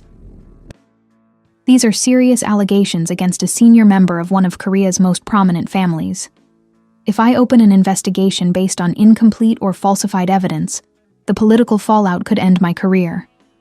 If you don't open an investigation, Jae-hyun replied, a criminal walks free, a company gets gutted, and hundreds of employees lose their pensions while the man who stole them retires wealthy.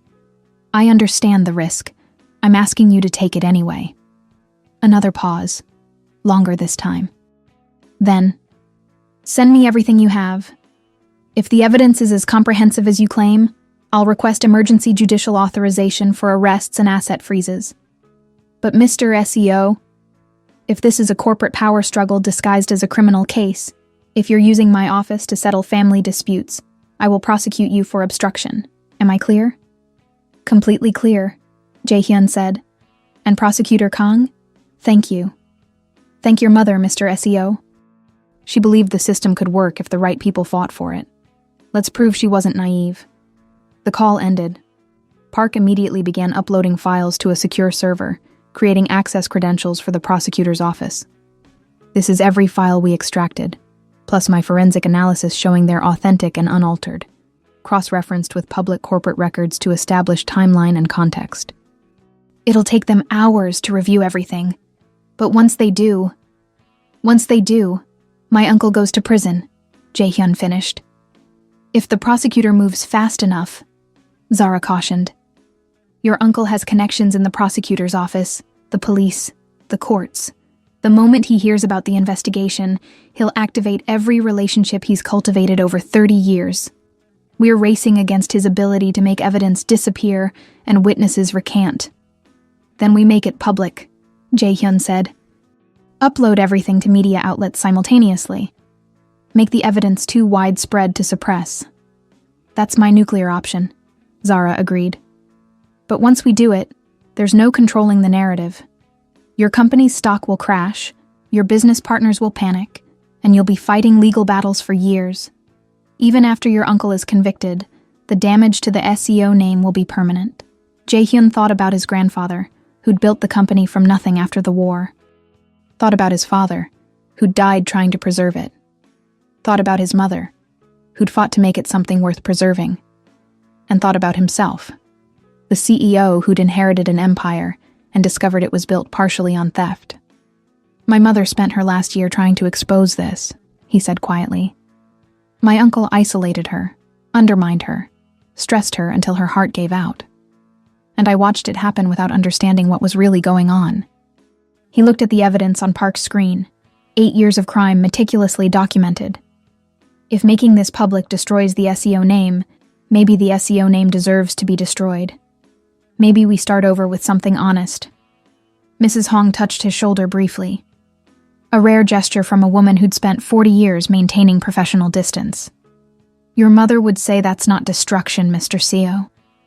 That's finally building the company she wanted. The one where the name means integrity instead of just power. At 2:34 a.m., Prosecutor Kang called back. I've reviewed enough of the evidence to request emergency judicial authorization. A judge will hear the request at 7 a.m. If granted, I'll have authority to freeze accounts, seize documents, and make arrests by 9 a.m. But Mr. SEO, you need to understand. Your uncle will hear about this the moment the court filing hits the system. That gives him approximately 4 hours to destroy evidence, flee the country, or activate whatever contingency plans he's prepared. What do you need from me? Jae-hyun asked. Keep him in Seoul. If he boards a plane before I get authorization, we lose him. And Mr. CEO? Be careful. Desperate men with billions to lose are capable of actions that would shock you. The call ended. Jae-hyun looked at his team. Zara running on 36 hours without sleep. Park's hands still shaking from the illegal access operation. Mrs. Hong standing vigil like she'd done through 3 generations of CO family crises. We have 4 hours to make sure my uncle doesn't run, Jae-hyun said. Ideas? Family breakfast, Mrs. Hong suggested. Traditional Korean meal, your grandfather's favorite restaurant, early morning reservation. Tell him you want to discuss terms for your resignation. Make him think he's won, that you're surrendering. Keep him at breakfast until the prosecutor arrives with arrest warrants. He'll be suspicious if I suddenly want to meet after everything that's happened, Jae-hyun objected. Not if I'm the one who arranges it, Mrs. Hong replied. I've been his trusted secretary for decades. If I tell him you're ready to negotiate a quiet exit, he'll believe me. He's always underestimated me, assumed I was just furniture in the background, too old and too compliant to be dangerous. This will expose your role in the investigation, Zara warned. I'm 68 years old with a full pension and a grandson in university, Mrs. Hong said calmly. What can they take from me that matters? And what can I give my grandson except the example that silence is complicity? And sometimes the only way to honor the people you loved is to fight for what they couldn't finish. She made the call at 2:47 a.m., speaking to Myung-ho with the perfect deference of a loyal subordinate. Sir, I apologize for the late call. Mr. Jae-hyun has asked me to arrange a private breakfast meeting with you. He's ready to discuss terms for stepping down quietly. He wants to avoid further damage to the family name. Would 7:30 a.m. work? The restaurant in Bukchon, your usual table. Through the phone, Myung-ho's voice carried satisfaction barely disguised as reluctance. Of course. Tell him I appreciate his maturity. This is best for everyone. When Mrs. Hong hung up, her hands were steady. He'll be there. Now we just need to make sure the prosecutor is faster than your uncle's instinct to run. At 3:15 a.m., Zara's phone rang, her contact at the forensic audio lab. The cut audio file you sent me. I restored the missing section. You need to hear this. She put it on speaker. The recording picked up where the previous version had cut off. Myung-ho. And if the investigation expands beyond Jae-hyun? Kim. Then we activate the contingency. The Swiss accounts are ready, documents are destroyed, and we're both out of the country within 12 hours. I have new identities prepared. Myung-ho. Good. Because if this unravels, I'm not going to prison to protect anyone. You, the board members, the offshore partners, everyone becomes expendable if it means I stay free. The recording ended. He's been planning his escape from the beginning, Zara said. The moment he feels threatened, he runs. Which means breakfast is our only chance to keep him in Korea long enough for the prosecutor to move. Jae-hyun felt the weight of the next 4 hours settle over him. The razor-thin margin between justice and escape, between exposing his uncle and watching him disappear into a comfortable exile, funded by stolen billions. Then I'll keep him at breakfast, Jae-hyun said. Whatever it takes. At 6 a.m., as Zara's embassy extraction team arrived at her hotel, only to find she'd checked out hours ago, Prosecutor Kang stood before a judge presenting evidence of the largest chaebol embezzlement case in a decade. At 6:47 a.m., judicial authorization was granted. At 7:15 a.m., Jae-hyun sat down across from his uncle at a traditional Korean restaurant in Bukchon, the morning light filtering through hanji paper windows, making everything look deceptively peaceful. And at 7:18 a.m., as Myung-ho poured tea with the gracious satisfaction of a man who believed he'd won, prosecutor vehicles surrounded the building, and Seoul's most elaborate corporate conspiracy began its very public collapse. The restaurant was called Haejangguk House, a third-generation establishment known for serving traditional hangover soup to politicians and businessmen since 1962. Myung-ho had been eating breakfast here for 30 years, always the same corner table, always treated with the deference reserved for Seoul's corporate royalty. Jae-hyun sat across from his uncle, the low table between them set with banchan, small plates of kimchi, seasoned vegetables, the ritual of Korean breakfast that his grandfather had taught him meant family, continuity, trust. I appreciate you agreeing to meet, Myung-ho said, pouring barley tea into Jae-hyun's cup with practiced ceremony. I know the past few days have been difficult, but this is the wise choice. Step down gracefully, preserve what dignity remains, and perhaps in a few years after the scandal fades, you can rebuild elsewhere. And the company? Jae-hyun asked, forcing his voice to stay neutral. Will be restructured under new leadership. I'm recommending your cousin Min-jun for interim CEO. Young, capable, untainted by investigation. The board will approve the transition this afternoon. Myung-ho's smile was almost paternal. You'll receive a generous severance, of course. Your grandfather's legacy ensures that much.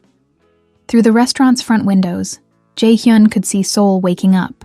Early commuters, delivery trucks, the machinery of a city that would soon be reading about this breakfast in every news outlet. Somewhere out there, Prosecutor Kang was coordinating arrest teams. Somewhere, Zara was running from her own organization while protecting the evidence that would destroy this man who poured tea like nothing was wrong. And the foundation? Jae-hyun asked. My mother's scholarship program? Myung-ho's expression flickered, brief irritation before the mask returned. We'll evaluate its cost-effectiveness. Sentiment is admirable, but shareholders expect returns. Perhaps we redirect those resources to more strategic initiatives. You mean eliminate it entirely? I mean optimize capital allocation, Myung-ho corrected smoothly. Your mother was a kind woman, Jae-hyun, but kindness is expensive. The company can't afford to fund every charitable impulse while competitors are outmaneuvering us in emerging markets. Jae-hyun touched his grandfather's Mont Blanc pen in his jacket pocket, that small anchor to purpose. And if I refuse to resign? Myung-ho's smile faded. Then the board votes this afternoon. You're terminated for cause, and instead of severance, you face civil litigation for financial damages.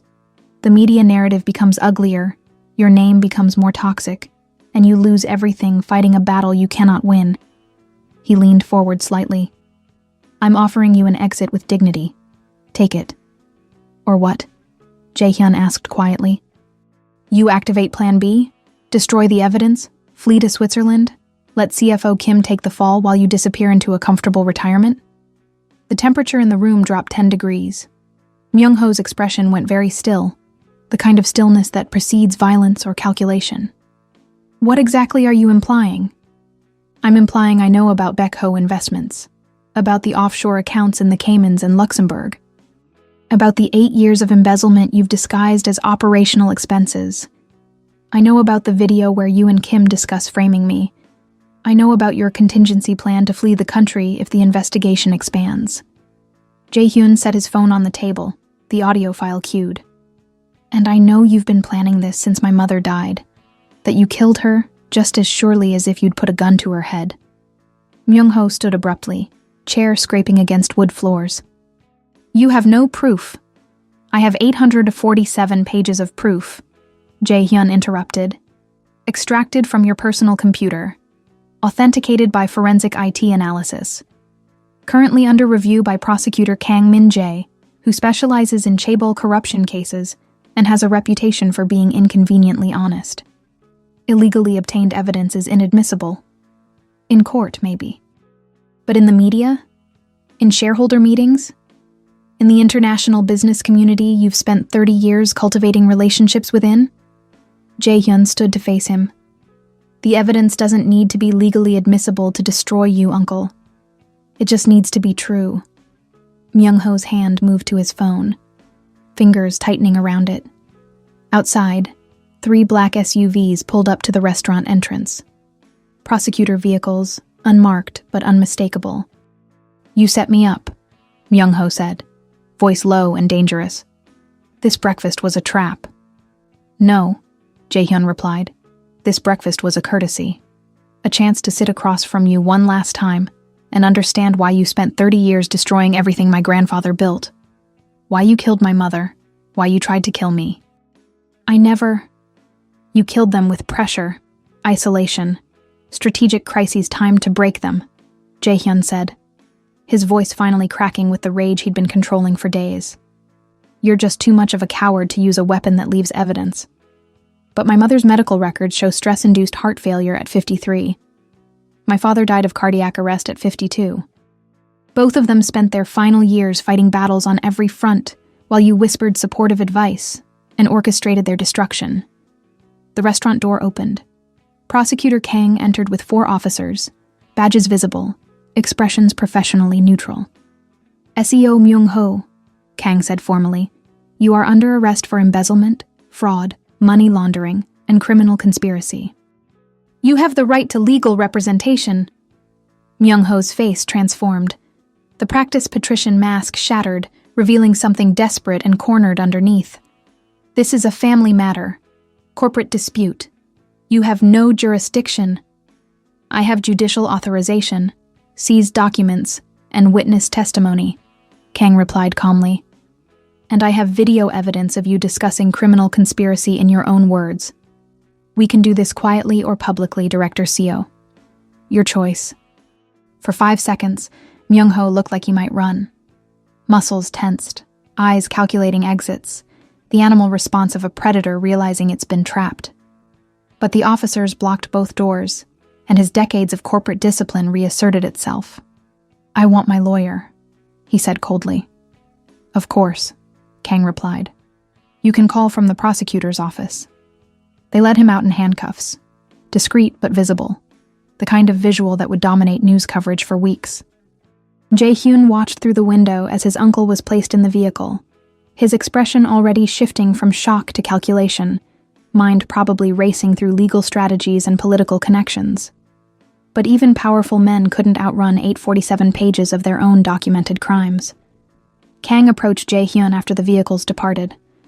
CFO Kim was arrested at his home 20 minutes ago. We're executing search warrants on Baek Ho Investments' registered address and 3 offshore banking partners. This investigation will take months, possibly years. You understand that? I understand, Jae-hyun said. And you understand that your company will face intense scrutiny, that your personal reputation will be questioned despite your cooperation, that this will be painful in ways you can't anticipate. I understand that too. Kang studied him. The CEO who'd just destroyed his own uncle, blown up his family legacy, and chosen truth over the comfortable lie of corporate solidarity. Your mother called me once, about 6 months before she died, asked about legal options for investigating board corruption.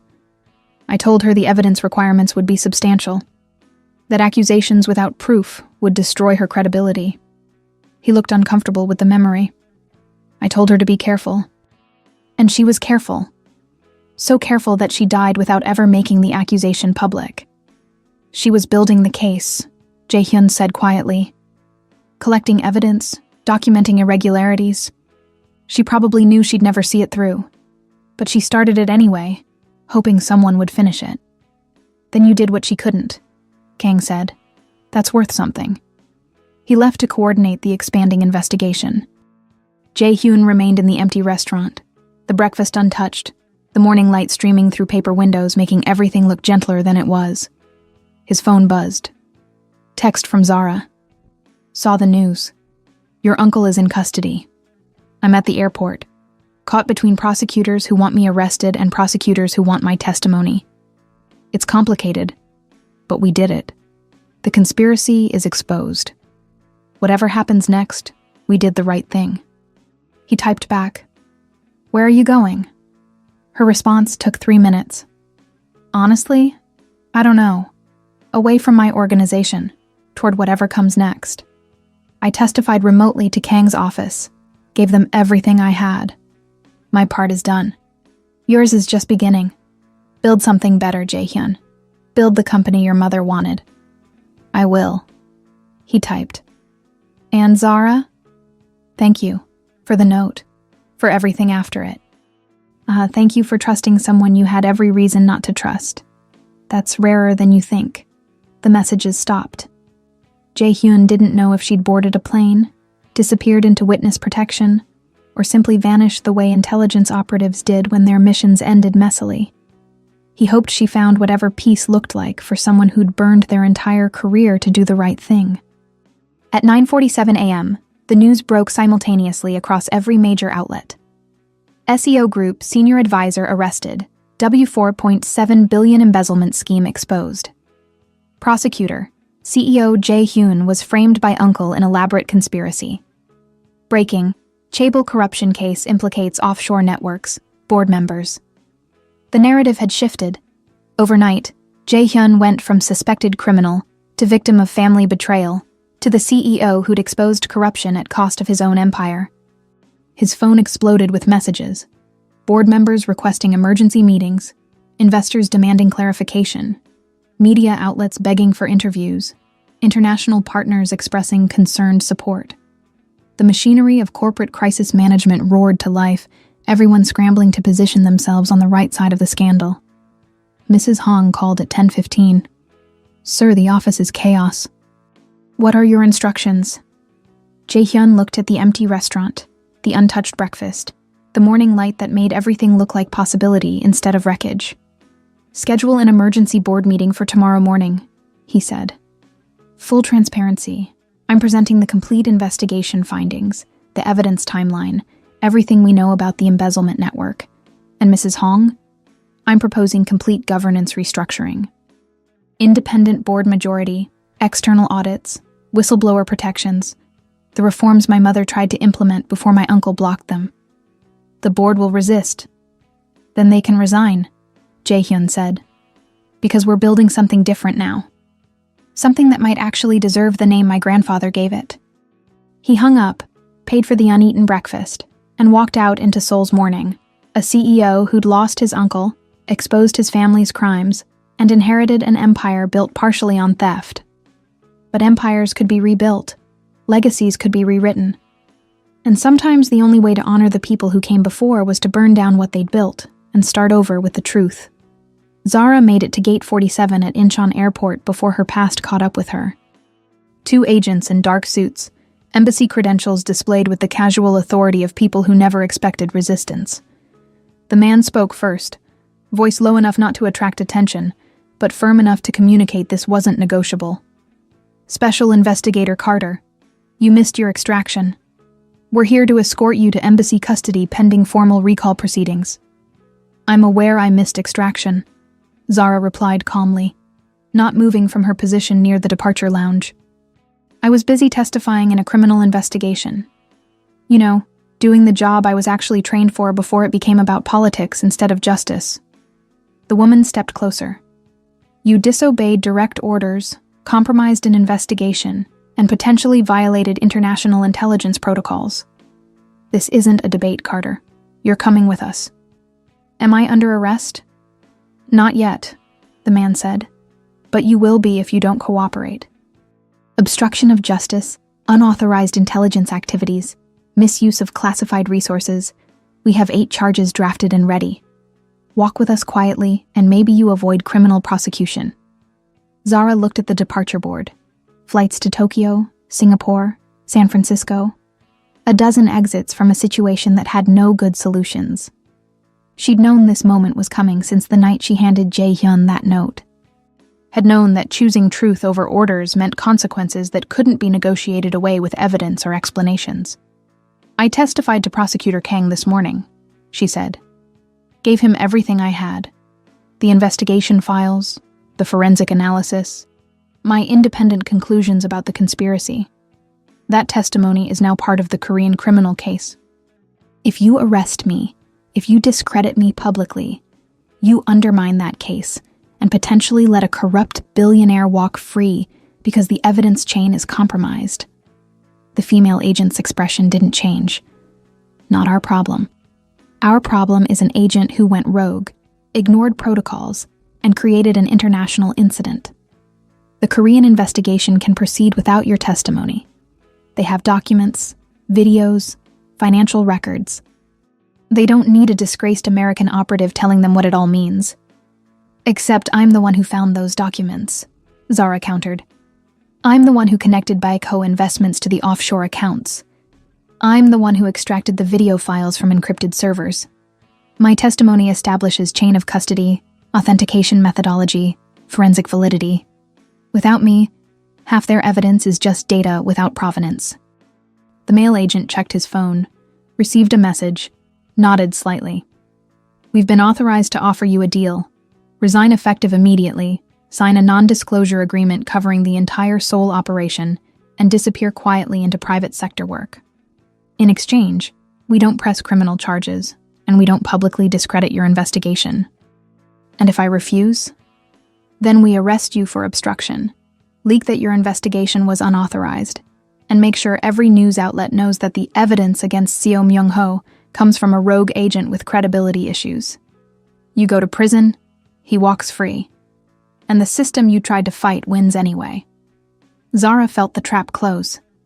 Not with violence or drama, but with bureaucratic precision. Institutional self-preservation disguised as reasonable compromise. She could fight this publicly, could refuse to resign, could force them to arrest her, and make a spectacle that might attract media attention. But public fights required allies, resources, platforms she didn't have. She was one woman against an organization with decades of practice making inconvenient operatives disappear into legal warfare and reputation destruction. Her phone buzzed, a text from an unknown number. Prosecutor Kang here. Your testimony is on record, authenticated, and admissible, regardless of your employment status. The evidence stands. Whatever happens with your organization, the case against Seo Myung-ho is solid. Thank you for your service to justice. She showed the agents the text.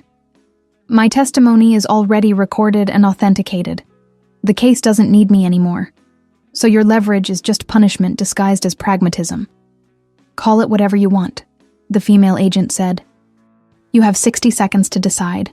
Resign quietly or get arrested publicly. Your idealism. Our patience is gone. Zara thought about her father, who'd fought for 2 years and lost everything. Thought about Jae-hyun, who'd chosen truth even knowing it would blow up his family legacy. Thought about Mrs. Hong, who'd finally broken 40 years of silence because staying quiet had become unbearable. Thought about all the people who fought systems bigger than themselves and lost everything except the knowledge they'd tried. I'll resign, she said, on one condition. Yes, I am. Because if you arrest me, I call every journalist I know and give interviews about how our organization prioritizes political convenience over criminal justice. I detail every case where we've looked the other way because the target had connections. Every investigation we've buried because it was diplomatically inconvenient. I burn the entire operation on my way down. The agents exchanged glances, calculating whether she was bluffing, whether the damage would be worth preventing. What's your condition? The woman asked finally. My personnel file, Zara said. Doesn't mention Seoul. Doesn't mention Seo Group. Official reason for resignation is personal circumstances, effective immediately. No black marks, no flags that prevent me from future employment, no subtle sabotage that follows me for the rest of my career. I disappear quietly. You get your clean resolution, and nobody needs to know about the 2 years I spent building cases your political appointees were too cowardly to prosecute. 60 seconds of tense silence. The male agent made a call, spoke in low tones, listened, hung up. Agreed. Resignation papers will reflect personal circumstances, no disciplinary notation. You sign the NDA, you keep quiet about operational specifics, and we part ways professionally. And the criminal charges? Disappear if you do, the woman said. Resurface if you don't keep quiet. It was the best deal she was going to get. Survival in exchange for silence. Freedom in exchange for complicity in the system's self-protection. She could refuse on principle, could choose the noble path of public resistance and criminal prosecution, could become a martyr for the idea that institutions should care more about justice than reputation. But martyrdom didn't pay rent or rebuild burned careers.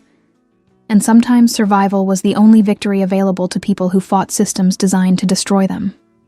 I'll sign, Zara said. Where? They escorted her to a private room in the airport's administrative wing. Windowless, fluorescent lighting, the kind of space where negotiations happened outside public view. The resignation papers were already prepared, probably drafted days ago when her superiors realized she wasn't coming back voluntarily. She read every clause, standard non-disclosure language, confidentiality agreements, penalties for violation that ranged from civil litigation to criminal prosecution. Her career reduced to 6 pages of legal terminology, designed to ensure she'd never tell anyone what she'd learned about institutional corruption from the inside. She signed with her own pen, not the one they offered, a small act of defiance that meant nothing legally, but everything symbolically. Congratulations, Miss Carter, the female agent said without warmth. You're unemployed. Try not to make it our problem again." They left her in the room with copies of the paperwork and a reminder that the NDA carried criminal penalties if violated. The door closed. She was alone with the wreckage of the career she'd built, the principles she'd compromised, and the knowledge that she'd chosen survival over martyrdom, because sometimes survival was the only form of resistance that lasted long enough to matter. Her phone buzzed. Another text from the unknown number. "This is Park Jin-woo. Mrs. Hong gave me your number. I wanted to say thank you. My daughter's scholarship is safe. Mr. SEO confirmed the foundation will continue, expand actually, because you helped expose the people who wanted to eliminate it. You saved something that matters to people you'll never meet. That should count for something." Zara stared at the message, feeling something crack open in her chest. Not quite redemption, not quite vindication, but the beginning of understanding that justice wasn't always visible in headlines or criminal convictions. Sometimes it was a scholarship that continued, a company that restructured, a system that got slightly less corrupt because one person refused to stay quiet. She texted back, "Thank you for telling me. Take care of your daughter. And tell Mr.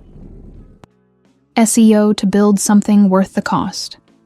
At 2:47 p.m., Zara Carter boarded a flight to San Francisco, unemployed, blacklisted from intelligence work, legally prohibited from discussing the case that had defined her last 3 months. She'd lost her career, her reputation within the organization, and any chance of ever working in corporate investigation again. But Seo Myung-ho was in custody. Billions in stolen assets were being recovered. A company was being restructured around transparency instead of theft. And somewhere in Seoul, a man she'd met with a handwritten note was trying to build an empire that deserved the name his grandfather had given it. As the plane lifted off, Seoul disappearing below in a grid of lights and ambition, Zara allowed herself to believe that survival and victory weren't always different things. Sometimes they were just the same thing from different angles. And sometimes walking away was the only way to win. 3 weeks after his uncle's arrest, Jae-hyun found the letter in his mother's private office. The room had been sealed since her death 18 months ago. Her assistant had boxed the personal items, archived the professional files, and locked the door as if preserving a moment in time.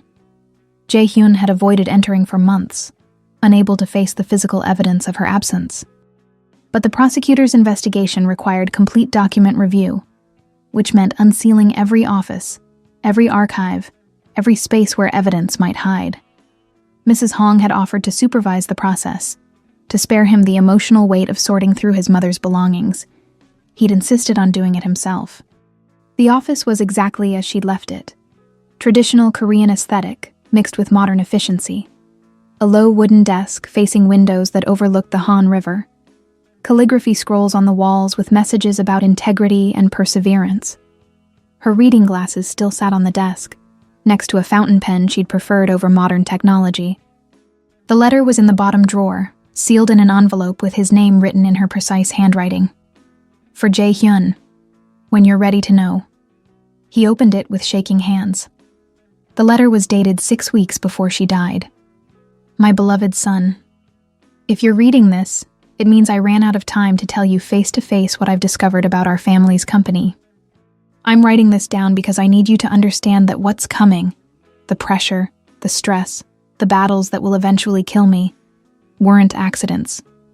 They were orchestrated. Your uncle has been stealing from this company for at least 15 years.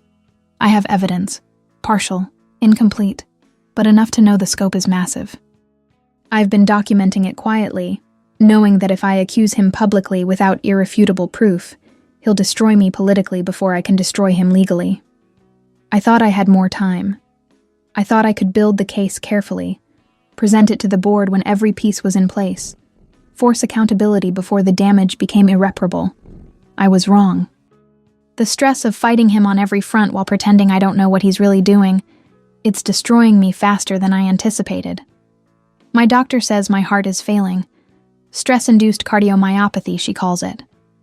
I call it death by conspiracy, because that's what it is. Your uncle isn't killing me with a weapon. He's killing me with pressure, manufactured crises, strategic isolation, the 1,000 cuts of institutional warfare. I'm telling you this now because I need you to finish what I couldn't. The evidence I've collected is hidden in 3 places. My personal safe. Combination is your grandfather's birth year. Mrs. Hong's archive, she knows where. And a secure server I've maintained outside company systems. Access codes with my lawyer. When the time comes, and it will come, because your uncle won't stop until he controls everything, use this evidence, expose him, dismantle what he's built, and then rebuild this company into what your grandfather actually wanted. Something that creates value instead of extracting it. Something that serves people instead of using them. I know what I'm asking is impossible. I know it means fighting your own family, risking everything you've built, becoming the person who destroys the CO name in order to save what it actually means. But impossible is just difficult stretched across time, and you're strong enough for difficult. Be better than your uncle. Be better than me. I stayed quiet too long, moved too carefully, died with evidence still hidden because I was afraid of losing control. Don't make my mistakes. When you have enough truth to matter, burn everything down and build something honest from the ashes. I love you. I'm proud of you. And I'm sorry I'm leaving you to finish this alone. Noma. Jae-hyun read the letter 3 times, tears streaming down his face, hands trembling so badly he could barely hold the paper. She'd known. For years, she'd known what his uncle was doing, had been building a case, had died trying to expose him. And he'd watched it happen without understanding, had attributed her stress to normal corporate pressures, had believed the narrative that she was simply overwhelmed by the demands of modern business. His uncle hadn't just stolen money. He'd murdered her through systematic psychological destruction, knowing exactly what the stress would do, orchestrating her death as carefully as he'd orchestrated the embezzlement. Mrs. Hong appeared in the doorway, saw his face, understood immediately. You found her letter. She knew, Jae-hyun said, voice breaking. She knew everything and she died trying to prove it. She did, Mrs. Hong confirmed gently. And she made me promise to give you the evidence when you were strong enough to use it without being destroyed by it. She didn't want you fighting her war. She wanted you fighting your own, when you were ready. I wasn't ready, Jae-hyun said. I needed someone else to hand me a note and force me to see what was right in front of me. Your mother didn't predict Zara Carter, Mrs. Hong said. But I think she'd appreciate that it took another woman who'd lost her father to corruption to make you understand what it feels like to watch family destroyed by institutional theft. Jae-hyun carefully folded the letter, held it like the sacred thing it was. His mother's final testimony, her last act of resistance, the evidence that her death wasn't surrender, but sacrifice. The prosecutor needs to see this, he said. It establishes that my mother was investigating the embezzlement before she died. It turns her death from unfortunate medical event to possible manslaughter by psychological means. Can you prove manslaughter? Mrs. Hong asked quietly. Probably not in criminal court, Jae-hyun admitted. But in the public narrative? In the story people tell about why she died and who's responsible? Yes. My uncle killed her as surely as if he'd poisoned her coffee. Everyone will know that now. He stood, letter in hand, his mother's reading glasses catching the light on the desk. Mrs. Hong, I need you to help me access the other evidence she mentioned. Her safe, your archives, the secure server. Whatever she collected before she died. I want it added to the prosecutor's case. Consider it done, Mrs. Hong said. And Mr. Seo? Your mother would be proud you finished her fight. That matters more than you know. At 4:23 p.m., Jae-hyun delivered the letter to Prosecutor Kang's office, along with the additional evidence his mother had hidden across 3 locations. Transaction records dating back 15 years, board meeting minutes where his uncle had blocked her reform proposals, medical records showing the progression of her stress-induced heart condition, email exchanges where she'd tried to raise concerns and been systematically dismissed. The narrative shifted again. Now the case wasn't just corporate embezzlement. It was a pattern of institutional abuse that had resulted in a woman's death. Kang read the letter twice. This changes everything. We can't prove criminal manslaughter. There's no evidence he directly caused her death. But we can prove systematic harassment, obstruction of oversight, and conspiracy to conceal crimes that your mother was actively investigating.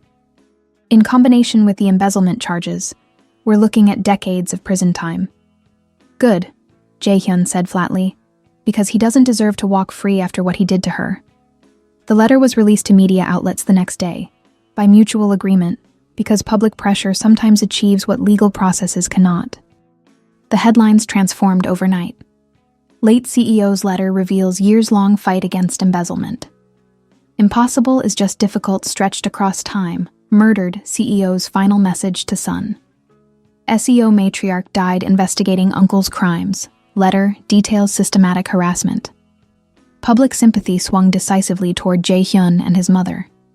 The narrative became a woman who died fighting corruption, a son who'd finished her mission, an uncle whose crimes included not just theft, but the destruction of anyone who threatened to expose him. At 9 p.m., Jae-hyun sat alone in his mother's office, her letter on the desk, her reading glasses beside it. The Han River flowing below like time refusing to stop even when everything else had shattered. His phone rang. Zara's number, calling from San Francisco for the first time since she'd left Seoul. "I saw the news," she said without preamble. "Your mother's letter. I'm so sorry, Jae-hyun. I can't imagine what it feels like to discover she knew all along. It feels like I failed her," he said quietly. "She spent years fighting him alone, and I didn't even notice she was fighting." "You noticed when it mattered," Zara replied. "She built the foundation. You finished the structure. That's not failure. That's collaboration across time. She'd understand that." "How are you?" he asked, needing to think about something other than his own grief. "Unemployed. Technically unemployable in my field. Living off savings while I figure out what comes next." Her voice carried wry humor. "Turns out burning your career for principles doesn't come with severance pay or job references." "I could hire you," Jae-hyun offered. "The company needs someone to rebuild our compliance systems from the ground up. Someone who knows how to find corruption before it becomes institutional." Zara was quiet for a long moment. "That's generous. But I'm not sure I'm ready to go back to corporate investigation. Not yet. Maybe not ever."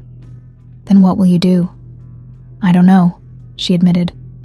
"But I'm starting to think that's okay. Maybe not knowing is better than following a script someone else wrote for you."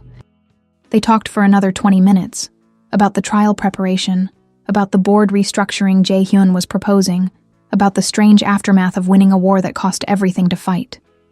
When they finally hung up, Jae-hyun felt less alone than he had in weeks. His mother's words echoed in his mind. Impossible is just difficult stretched across time. He was building something difficult. But time was on his side now. 6 months after the arrests, Lee Hwa-young requested a private meeting with Jae-hyun. They met at a cafe in Bukchon, traditional neighborhood with hanok houses and narrow streets far from corporate towers and media attention. Hwa-young arrived precisely on time, her pearl necklace noticeably absent. The first time Jae-hyun had seen her without it since their broken engagement. "Thank you for meeting me," she said, sitting across from him with the careful posture of someone navigating uncertain social territory. "I know things have been complicated between our families." "That's diplomatic," Jae-hyun replied. "Your father voted to keep the independent audit moving forward. That took courage, given the business relationships at stake." "It took my testimony," Hwa-young corrected quietly. "When I told him what I'd overheard, what I knew about your uncle's conspiracy, he had a choice. Protect his business interests, or protect his integrity. It took him 3 days to decide, but he chose correctly. And you? How have you been?" She smiled slightly, genuine emotion breaking through years of practiced corporate expressions. "Free, actually. I resigned from my family's board last month. Took a position with a nonprofit that works on corporate transparency reforms. The pay is terrible, the work is exhausting, and I've never been happier." "Your family must be thrilled," Jae-hyun said dryly. "My family thinks I've lost my mind," Hwa-young replied. "But my grandmother, the one who gave me the pearls, she called me last week. Said she was proud I'd finally stopped wearing jewelry I didn't choose and started living a life I actually wanted." They ordered tea, fell into conversation that felt different from every interaction they'd had during their arranged engagement.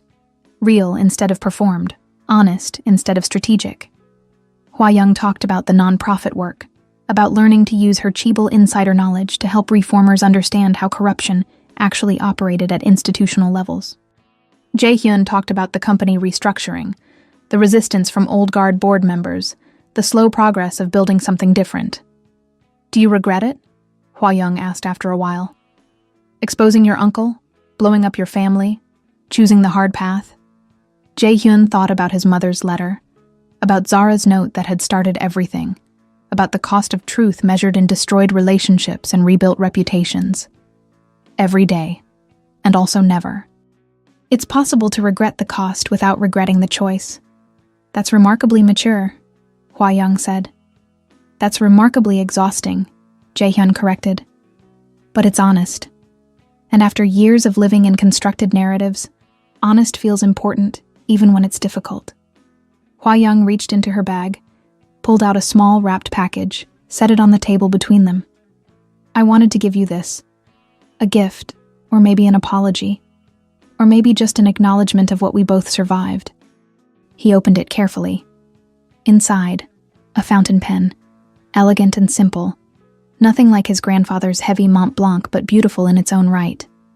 "For signing the documents that matter," Hua Young said. "Not the contracts that preserve empires, but the reforms that rebuild them into something worth preserving. Your mother would want you to have something that's yours, not inherited."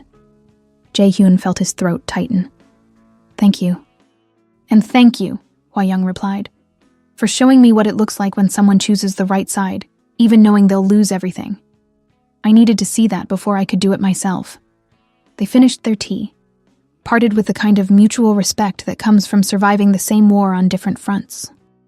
Jae-hyun walked back through Bukchon's narrow streets, the fountain pen in his pocket, feeling like something had shifted, not healed, but transformed into a different kind of weight. His phone buzzed. Text from Mrs. Hong. "Mr. CEO, the final board vote on governance reforms is tomorrow at 10 a.m. Are you ready?" He typed back, "As ready as I'll ever be. Thank you for everything, Mrs. Hong."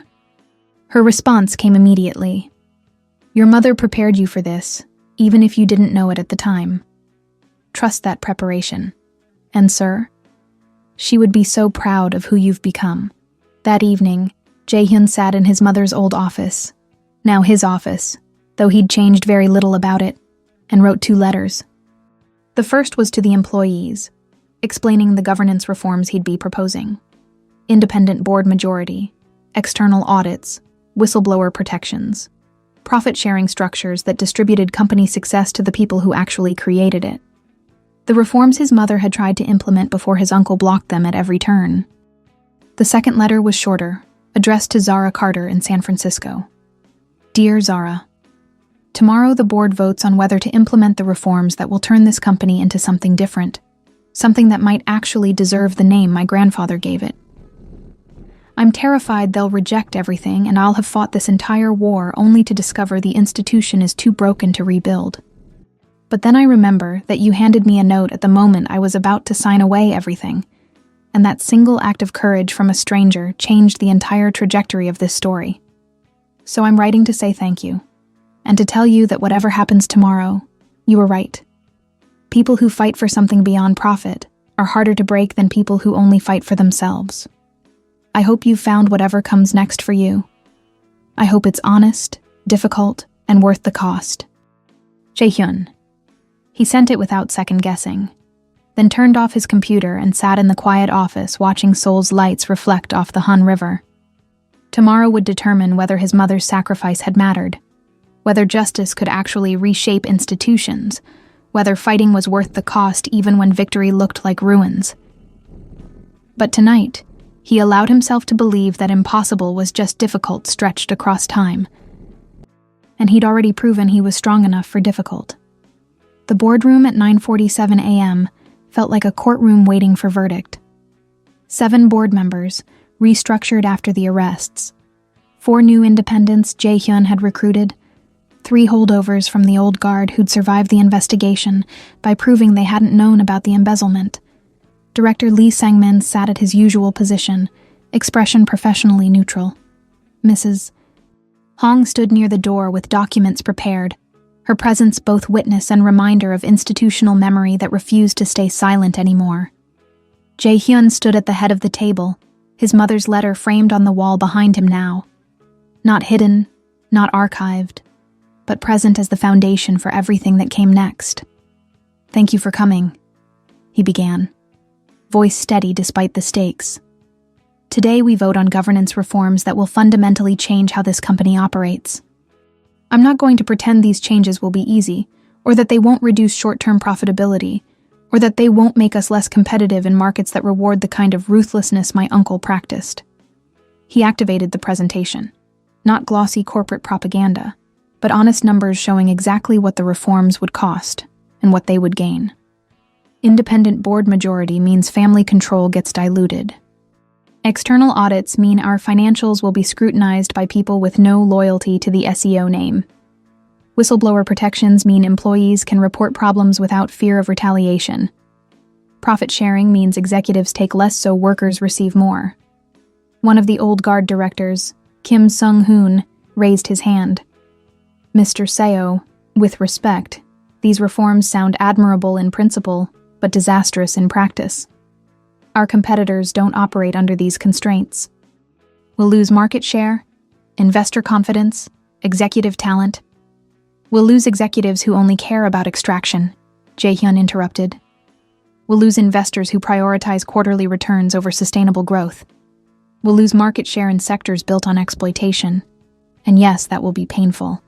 But my mother died fighting to prove that companies can be profitable without being predatory. I'm proposing we actually test that theory."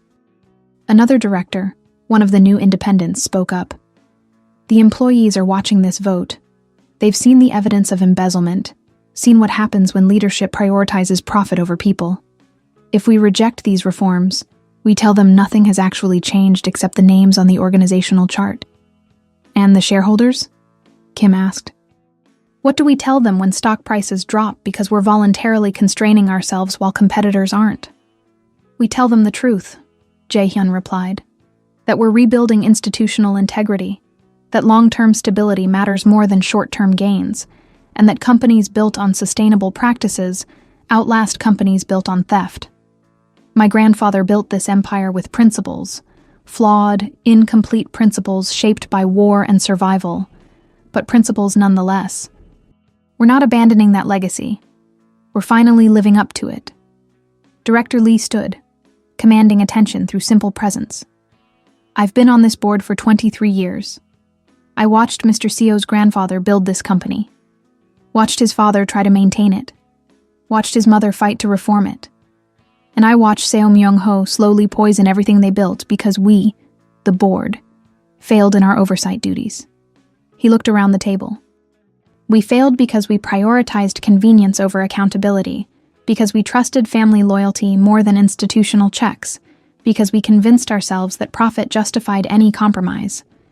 Mr. SEO is proposing we stop failing. The question isn't whether these reforms are perfect. They're not. The question is whether we have the courage to choose difficult integrity over easy corruption."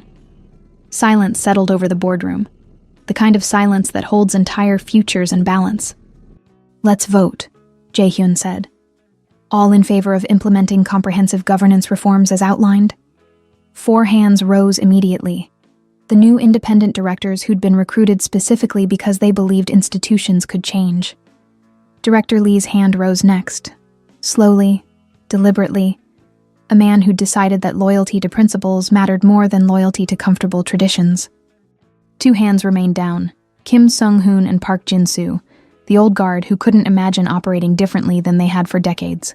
6 votes in favor, 2 against. The reforms passed. Jae-hyun exhaled, realizing he'd been holding his breath. The motion carries. Implementation begins immediately. Mrs. Hong, please distribute the detailed timeline to all department heads. We're restructuring this company into something my mother would recognize. The meeting dissolved into procedural discussions. Timelines, communication strategies, investor relations.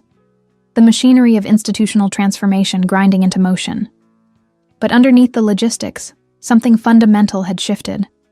A company choosing transparency over secrecy, accountability over control, sustainability over extraction. After the boardroom cleared, Director Lee approached Jae-hyun privately. "Your mother tried this exact restructuring 6 years ago. Your uncle blocked it, convinced me and others that it was too radical, too risky. I've regretted that vote every day since reading her letter." "Then help me make sure it actually works this time," Jae-hyun said. "Consider it my penance," Lee replied. "And Mr. SEO? Your ex-fiancé called me last week. Said the nonprofit she works for is looking for corporate partners willing to pilot transparency initiatives. I suggested they talk to you." "Hwa Young is forming alliances." Jae-hyun smiled slightly. "She's learned strategy better than we gave her credit for." "She learned survival," Lee corrected. "And sometimes survival means choosing the side that might actually build something lasting instead of the side that's just defending what's already dying." At 2:34 p.m., Jae-hyun received an email from Zara, her first direct message since his letter. "Jae-hyun, congratulations on the vote. I saw the news. SEO Group implements radical governance reforms, made it to international business press. People are calling it either revolutionary or corporate suicide, which means you're probably doing something right.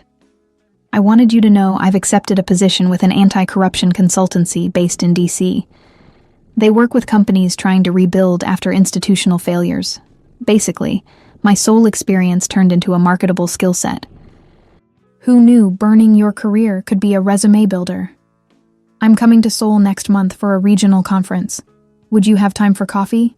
I'd like to see what you've built with the wreckage we created together." Z'd, Jae-hyun typed back immediately. "Coffee sounds perfect. And Zara? Thank you for that note. For everything that came after it. I wouldn't have had the courage to fight if you hadn't shown me what fighting looked like." Her response came 3 minutes later. "You would have fought eventually. I just accelerated the timeline. See you next month. Try not to restructure any more empires before I get there." He smiled, genuine, exhausted, the expression of someone who'd survived a war and was beginning to believe peace might actually be possible. Mrs. Hong knocked on his office door.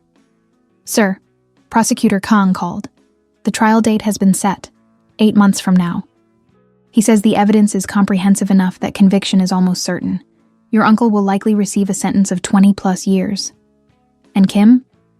Already cooperating for a reduced sentence. He's testifying against everyone involved in the offshore networks. The prosecutor says it's the largest chaebol corruption case in Korean history." Jae-hyun nodded slowly.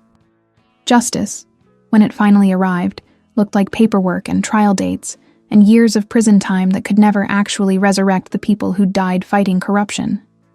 But it was something. It was accountability, when accountability had seemed impossible. "Mrs. Hong," he said, "I'm creating a new position, Chief Integrity Officer, reporting directly to the board with authority to investigate any level of company operations. I'd like you to take it. Not as my secretary, but as the institutional guardian my mother tried to be." Mrs. Hong was quiet for a long moment. "I'm 68 years old, Mr. Seo. That's a position for someone building a career, not ending one. That's a position for someone who spent 40 years watching how institutions fail and learning exactly how to prevent it," Jae-hyun corrected. "You don't need to build a career. You need to build a system that outlasts you. Will you do it?" She smiled, small, genuine, the expression of someone who'd been waiting 40 years to be asked the right question. "Your mother would have my head if I said no. I accept."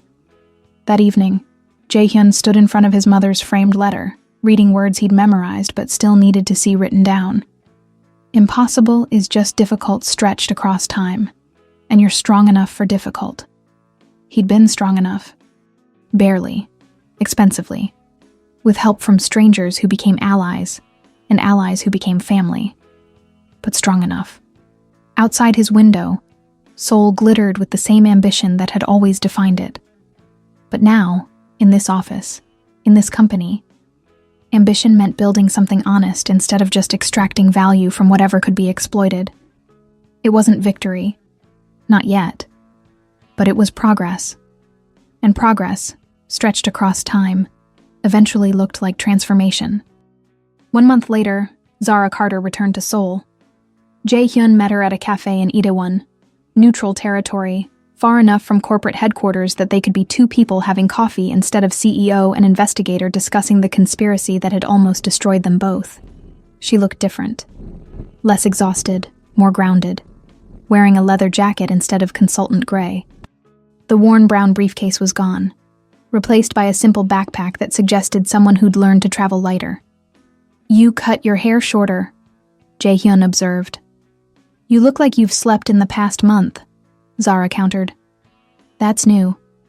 They ordered coffee, fell into easy conversation about everything except the conspiracy, until finally Zara asked the question that mattered. "How's it actually going? The reforms, the restructuring, the rebuilding?" Jae-hyun considered how to summarize transformation that was still unfolding. Hard. Every day someone resists a change because it's unfamiliar or unprofitable or just different from how we've always done things. But we're moving forward. Employee surveys show trust is increasing. External auditors say we're setting new standards for Chaebol transparency. International partners are watching to see if reform is actually possible or just performance. And you? How are you doing with all of it? I'm learning that leadership isn't about controlling everything.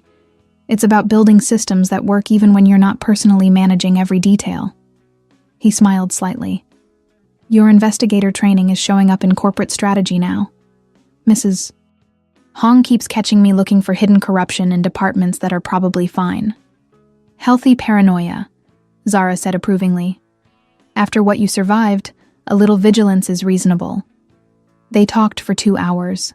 About the trial preparation, about Zara's new work with companies trying to rebuild institutional integrity, about the strange aftermath of fighting wars that couldn't really be won, only survived with varying degrees of honor intact.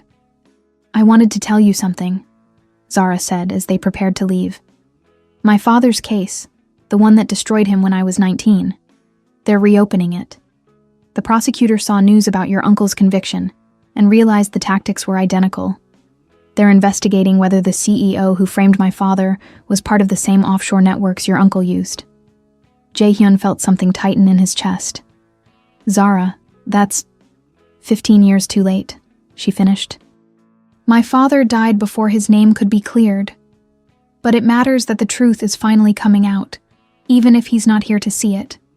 It matters that fighting your uncle's conspiracy is helping expose others.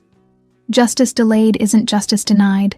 It's just justice arriving too slowly for the people who needed it most. I'm glad something good is coming from all of this, Jae-hyun said quietly. Everything good comes from people choosing difficult honesty over easy lies, Zara replied. You taught me that.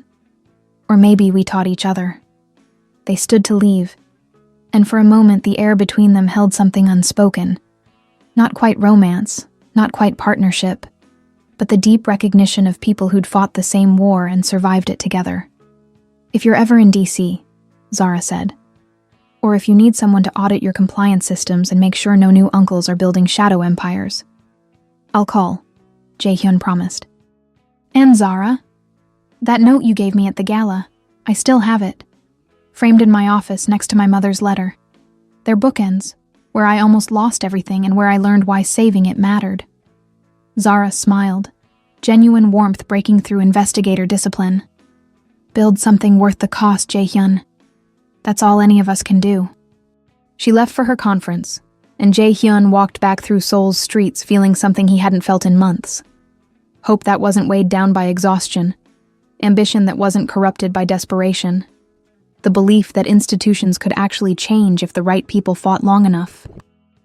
18 months after the conspiracy's exposure, the Educational Foundation's annual gala was smaller than the Shilla Hotel event where everything had started, deliberately so, because Jae-hyun had learned that ostentation often masked emptiness.